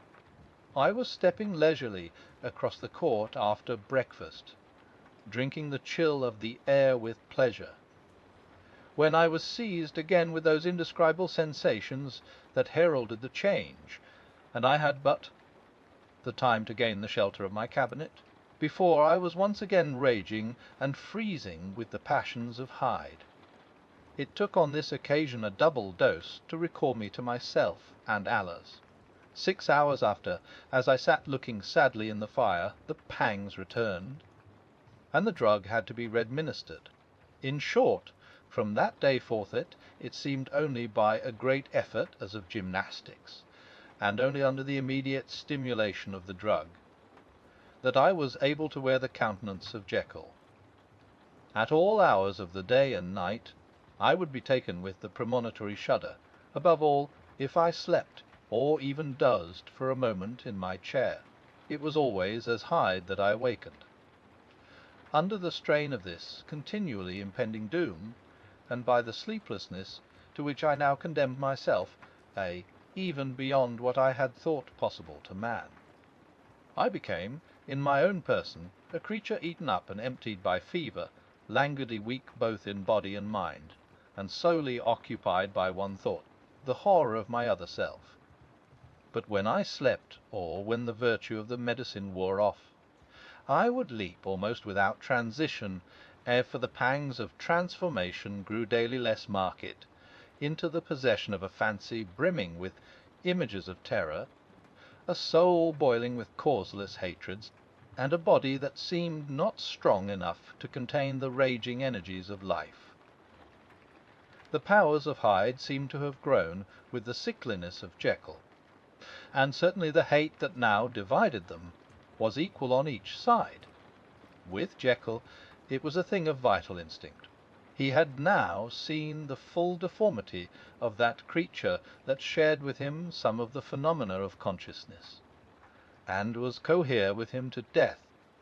And beyond these links of community, which in themselves made the most poignant part of his distress, he thought of Hyde, for all his energy of life, as of something not only hellish but anorganic.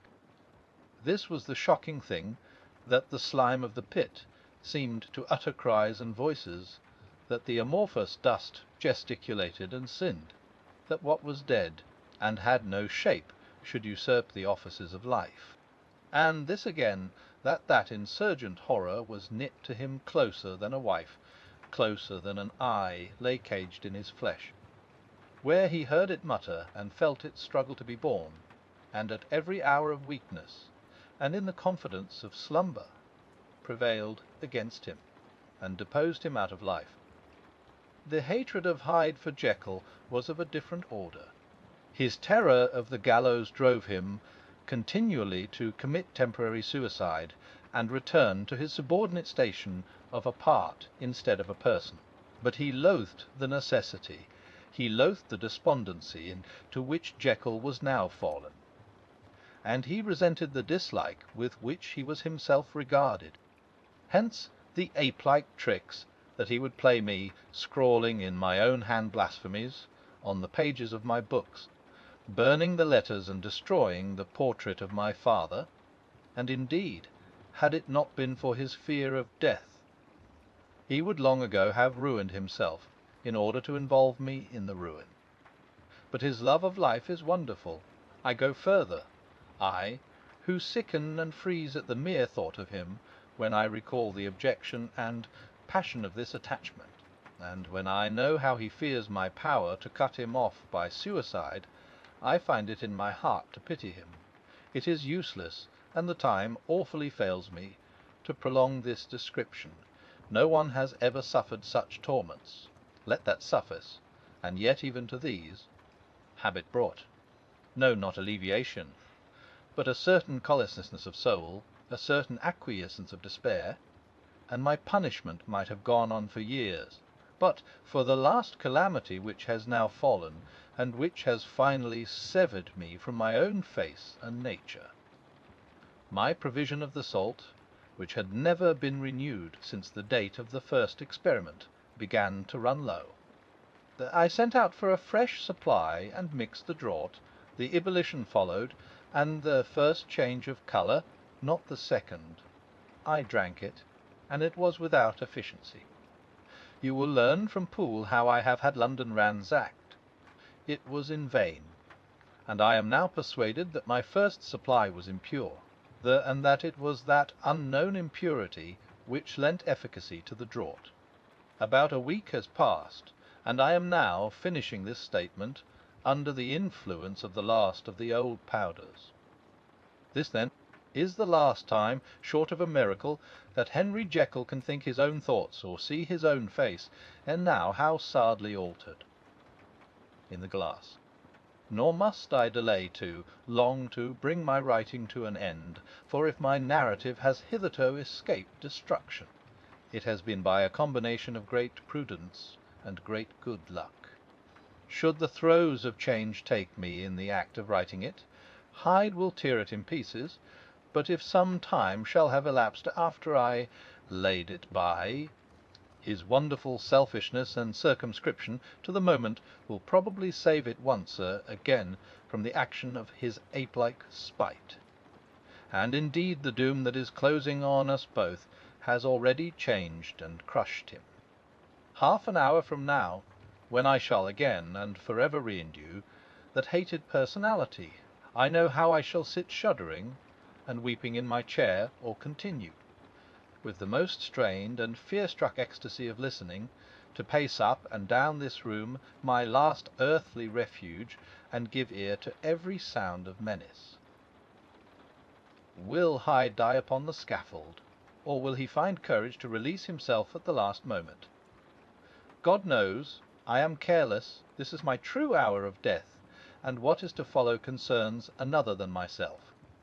Here, then, as I lay down the pen and proceed to seal up my confession, I bring the life of that unhappy Henry Jekyll to an end.